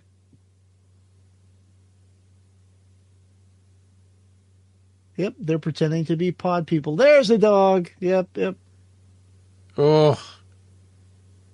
And she screams, and they find out. Oh, those weird... Pow! He just kicked her. He just punched that old lady. Yeah.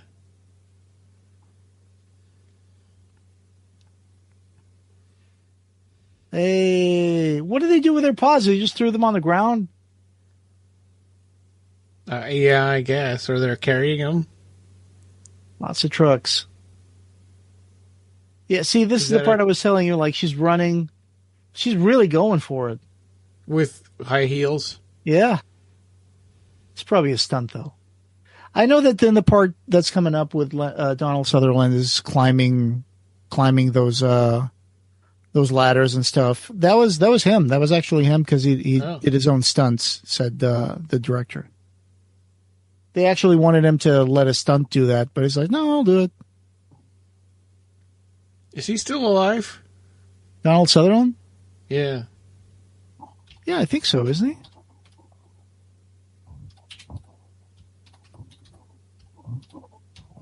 When was the last time I saw him? Oh, no, he's not. He died in 2024. Oh, shoot. Oh, wow, yeah, that wasn't that long ago. He was a Canadian actor, and he died in June of 2024. I missed that. What was the last movie he was in? Last movie he was in? Let's find out. I know he was in the Hunger Games movies, but let's see. Oh, yeah. And here they're actually like growing pods in like a little nursery. Yeah. In Pluribus, they have a warehouse full of powder that they call HDP, which is human-derived protein. So anybody that dies, they grind them up into like, that's horrible. Milk. It's like Soylent Green. Yeah. See, that's a future that I wouldn't want to be a part of. Yeah. I would not. Definitely not want to be a part of that. But they figured out how to solve world hunger. Sure. I mean, when you think about it, I don't know, man. It's just, we're not bugs, right? We're not ants. Like, yeah. I don't know. There's other things that take precedence over efficiency, I would say. Yeah. So Donald Sutherland's last role on IMDb This is from 2023. It says Lawman. Bass Reeves. He plays Judge Parker. It was a TV miniseries. 2023. So that was the last stuff he did. He was the president in the Hunger Games, right? Well, yeah, okay. Those are the movies I can't even remember if I've seen them all or not. Oh, I haven't watched any of the Hunger Games movies. I saw a little bit of the first one the other day. Yeah. But then I was doing something else, so I didn't really watch it through. I'm watching the John Wick movies now with the now playing podcast, so I can listen to their episodes about, because that's another series that I don't really know how many of them I've seen, because they're all kind of similar. That's a good idea. Get a nice podcast that you can follow along what they're watching and then have fun listening to the discussions. So yeah, this is a warehouse where they're harvesting the pods and then shipping them worldwide, I would say, probably. Yeah. Yeah, because there's a boat, right? He's running over to the boat to see where... Well, at first he thinks that he can escape on the boat, right? But then he sees that they're actually loading pods onto the boat. And this is really bizarre. Why is this boat blasting Scottish music? Bagpipes. Isn't that just the soundtrack of the movie? I don't think so. I think the boat's playing it on a loudspeaker, aren't they? I don't know. Huh. Yeah, at this part, it's a weird choice. Either way, it's bizarre. It is. I thought this part was more like somehow like soundtrack of the movie. But yeah, what you're saying makes sense. Why would that be? I don't know. It's interesting though, because then the music stopped. See. Yeah, it just kind of cut off. And so he's like, I got to go tell Elizabeth that we can't ride on the boat. And then it's like, oh, no, Elizabeth, I shouldn't have left you behind. Actually, I think the trivia on IMDb or something says that boat's not even in the water. It was on dry dock when they shot the movie. You can see the propeller in the back. Oh. Oh, no, she fell asleep. Oh, no, and she's all, like, wrinkly and stuff. Well, they did get the shot from Dr. Kibner.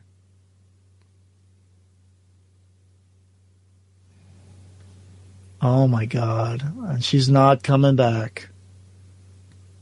See, her face keeps getting worse and worse. And then it looks like they did something with, like, the special effects where they, like, maybe put some fishing line under the latex so they could pull a little bit of her face so the face starts drooping on one side. Yeah. This is the first time that we see what happens to a person, when the clone finally wakes up. Yeah, and she pops up on the tall grass completely naked. Yeah. Oh, you see her face is like, ew. You can hear the noise of her, like, crumbling apart. And Donald Sutherland just completely loses it.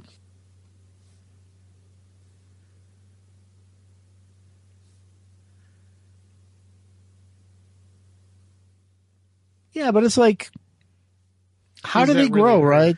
Yeah, how do they grow, right? I mean, they just inflate out of nothing. Yeah. I guess they absorb you through Bluetooth. I was thinking they must have tendrils leading into the original body to suck all the nutrients out of them. Maybe like this filaments or something? Yeah, I don't know. Like a fungus. They don't really show that exactly, so I'm not sure. Yeah, they absorb you through Bluetooth connection. Yeah. If you get in a closed room in a basement, you're safe. So I'm safe right now in my basement. That's right. So this is him climbing the ladder. And he's going to be climbing the ladder for quite a while. So this is really anticlimactic, right? I mean, you expect this is like a big action sort of scene, but he's not really having much effect on anything. Right, because it's just one guy, right? And I mean, even if he knocks down those lights on the pods, he'll destroy a few, but it's like he's not going to destroy all the pods. And who knows how many other places they have, right? Yeah. He's doing what he can. And this guy can't even go to sleep. Yeah, he's just doing this out of desperation. Yeah. It's bizarre. It really is bizarre. Mm-hmm. Yeah. So was the original movie this bleak? The 56 one? I kind of skimmed through some of it, but there's parts that are kind of slow too, yeah. But in general, it's more dramatic, I would say. But what about at the end? Was there an ending? Did it actually? Yeah, at the end is just him running out into the traffic and yelling at cars for like 5 minutes, and people telling him, "Get out of the way, get out of the way," and then it cuts with him like walking down this busy street, like they're coming, they're next, you're next. Okay. And then it cuts to like someone saying, "Oh, this guy just came in and he got hit by a car and they broke both his legs and an arm." And it's like, he's probably gets absorbed or something. They leave. I don't get why him grabbing an axe set off this alarm. I don't know. Maybe it's a fire alarm thing, Like if you break the window to get the fire extinguisher, it would probably bring the alarm, and maybe there's some wire connected to the axe. It's very flimsy. Very flimsy. Yeah. Incandescent bulbs almost saved the day. See, what have we learned? Nothing. We need incandescent bulbs, because how can you do this kind of stuff if you have LED light bulbs? They're not going to catch things on fire. Yeah, but do incandescent bulbs really catch things on fire? Because I've never seen an incandescent bulb spark that hard. Well, those are grow lights, though, right? Those would be super high energy. I don't know. Yeah, you're right. You're right. Depends on the power, right? Did you know that on the Luxor Hotel in Vegas, they have like these gigantic halogen lights at the apex of the pyramid, and those were pointing out to the top, so you see this kind of beacon of light come out of the top of the pyramid. Oh, I don't remember. Yeah. And those were really they're very volatile light bulbs. You have to handle them very carefully because they're very strong. But yeah, look at all that sparking around. Yeah. Makes you wonder. That's going to make them so not angry. Yeah, and then it's got that weird cheesecloth over everything, which is the thing that catches fire. Oh, there's Veronica's pod person. Yeah. So as soon as she pointed him out, then there was somebody that just ported right next to him. Oh yeah, he's just running around.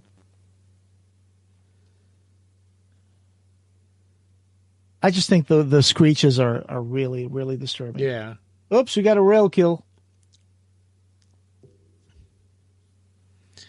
The ending of this movie is like an animated GIF or a meme now, so they kind of spoil it.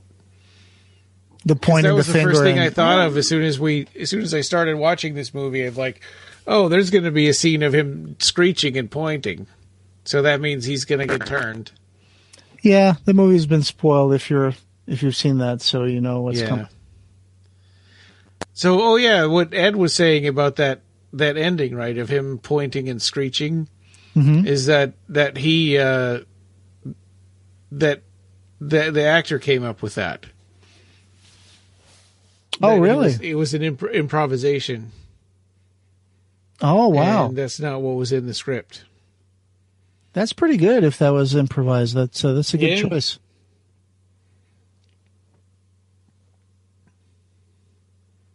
Everything's on fire. Nobody's got a fire extinguisher. I guess pod people don't know how to operate a fire extinguisher or. There were some of them that were trying to put the fire out. Oh, okay. All right. Didn't do a very good job. Yeah. I think in reality, though, if you knock down a whole bunch of those light fixtures, I don't think they would all catch on fire. I think it would be blind luck that even one of them did. Well, obviously, yeah. But it's just like in the movies when they shoot at a car and it explodes. Yeah.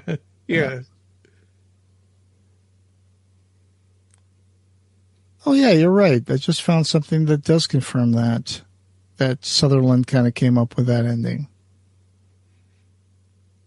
Yeah, It says in a 2018 interview with The Hollywood Reporter, director Phillip Kaufman said he concealed the twist ending from Sutherland until the day before the scene was shot, worrying that the actor may not like his character taking a dark turn. And Donald embraced it. The next day when we went out to shoot it, I don't remember what we even told Veronica until Donald turned and did that shriek. So, okay, well, when he's saying that, it doesn't seem like he improvised it at all. Yeah. Hey, Ed. I have to find that interview with The Hollywood Reporter and read that. Yeah. But he was on board with it. I like how everybody is just doing their job, but in a very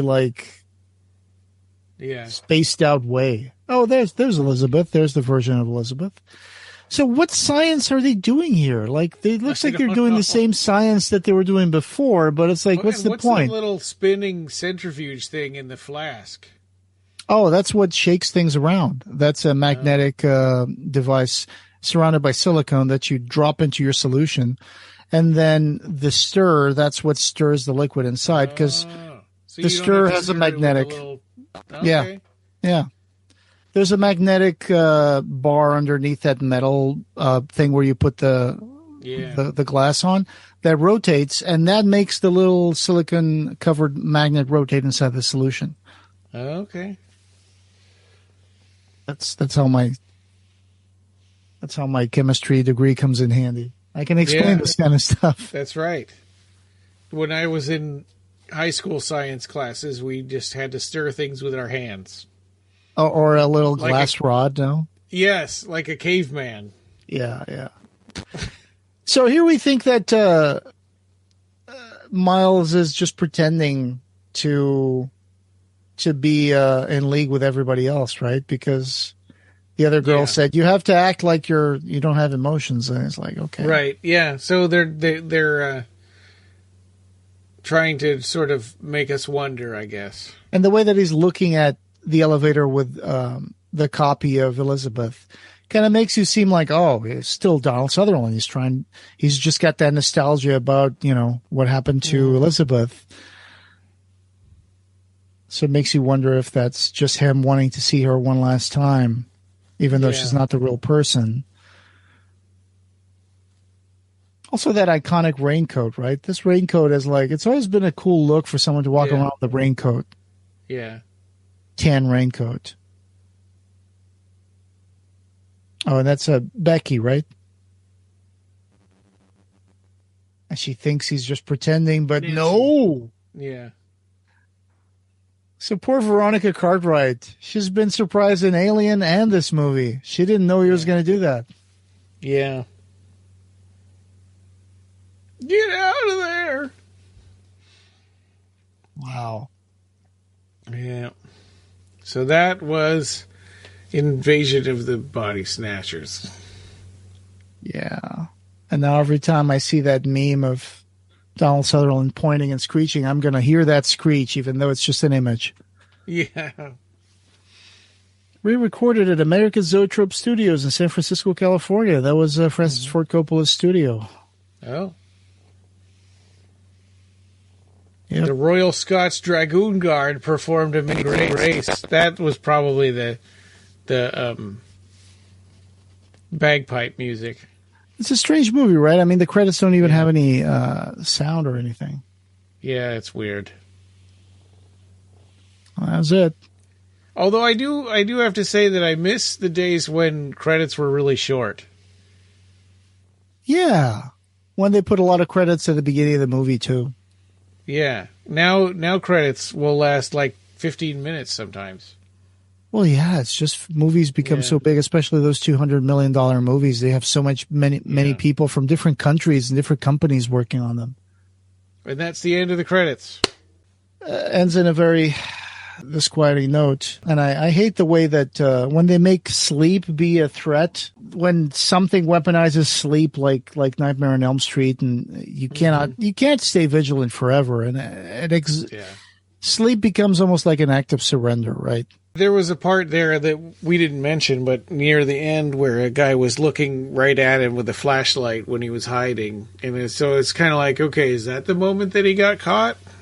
And I guess probably, I don't know. Or did he just fall asleep sometime?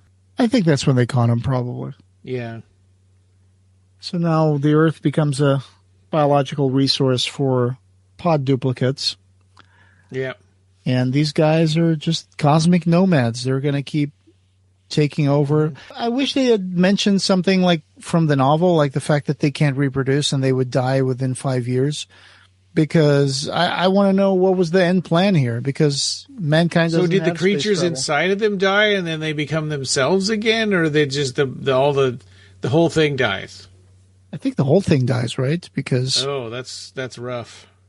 Because they're not the person; they're a copy of the person. So the person already died when it was absorbed. So if they can't reproduce, then why are they even still around? Where do they come from? They're like parasites, right? That's the thing. We never know. They're just a migratory species that drift through space and then land on inhabited worlds by chance and then replicate using the native life forms and move on once the conditions are no longer favorable to them. But how do they get more pods and spores and eggs, I guess? That is kind of the trick, right? Because are they human on the inside or, like once they grow a whole human from the pod, does the human have a way of making more seeds or more pods? Yeah, well, like in the thing, they had a blood test to try to figure out who was the creature. But here, they couldn't get organized enough to try to do anything. They couldn't figure any out except for just, I'm going to keep calling more people. Yeah.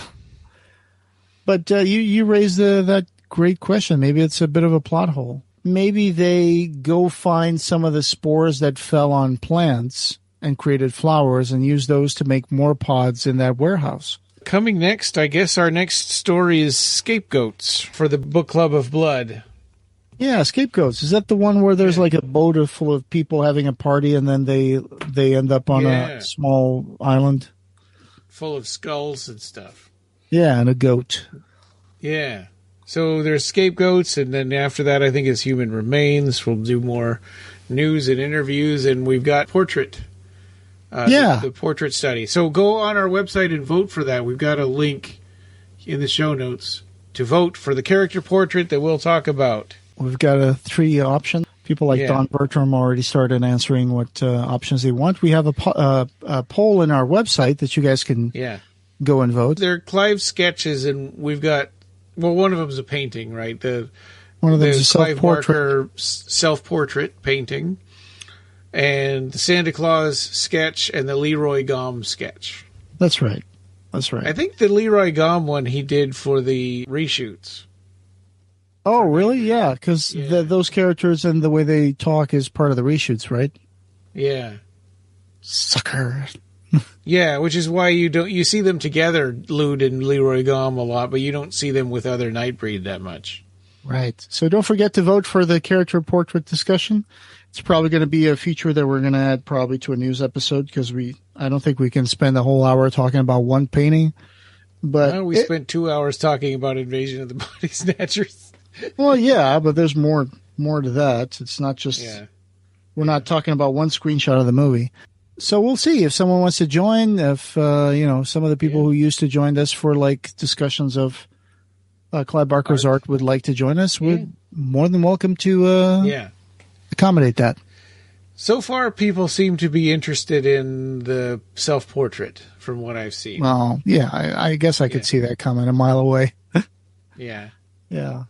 It's not an easy portrait to find on the internet. You can't really find a bigger version of that. And I don't think that one is part of the Imaginer books. I don't think so. Did you remember if that's in Imaginer? I don't remember if it is or There's not a lot of self-portraits, I think. That might be in Visions of Heaven and Hell. I get mixed up and I forget. Yep. So, yeah, coming up, we'll probably do another poll for the 1985 movies, right? Yeah. That you mentioned like earlier. we said, there's a bunch of them, so we just need to narrow it down first before we can make a poll with maybe 4 to 10, something like that, movies on it. Yeah, well, and buy the second edition of our BarkerCast Interviews Occupy Midian book. The second edition of our book is out, and it's $25 for the hardcover. Yep. And $15 for the paperback. We got a paperback, and it's also still on Kindle and Apple Books. Yeah, so check it out. The second edition is revised, and it's less money. And so we're hoping to sell more of those than we did the first time around. I put over 60 hours of revision work on that baby. So now I put a lot of punctuation. I took a lot of stuff, corrected a few names here and there, and just general formatting stuff. Now everything, it looks a little more streamlined and more in tune with the actual book. So I'm happy about that. Yeah, I'm looking forward to getting that too. Yeah. All right. Well, I'll make a whole bookshelf just full of our book. All right. Well, I hope you guys had fun watching the movie with us. And as always, check the show notes for more stuff about the movie. And yeah, thanks for doing this with me, Ryan. Yeah, this was fun. Hopefully you're not too tired. I'm pretty tired. It's 12:25 a.m. Yeah. And this podcast, having no beginning, will have no end. Thank you for joining us, and we hope you have subscribed or followed our podcast. You can find the Clive Barker Podcast wherever you find audio. Show notes for this episode, as well as news and reviews, can be found at our website at www.clivebarkercast.com. The Clive Barker Podcast, or BarkerCast, is an independent editorial podcast and blog that's not affiliated with Clive Barker or Seraphim Inc. This is a labor of love by the fans for the fans. You can chat with us on our Facebook BarkerCast listeners group, our Facebook page, Reddit, Blue Sky, or our Discord server. Have you already bought our book? The BarkerCast Interviews Occupy Midian, available in Amazon hardcover, Kindle, and Apple Books. Join our Patreon and become a patron to get access to exclusive stuff, pick an episode topic, or maybe join in the discussion. You can also buy a t-shirt in our TeePublic store. Just go to teepublic.com/stores/BarkerCast. Leave a voicemail for us on the SpeakPipe link on our blog, and we might put it in the episode. Opening and ending music generously provided by Ray Norrish. Thanks for listening.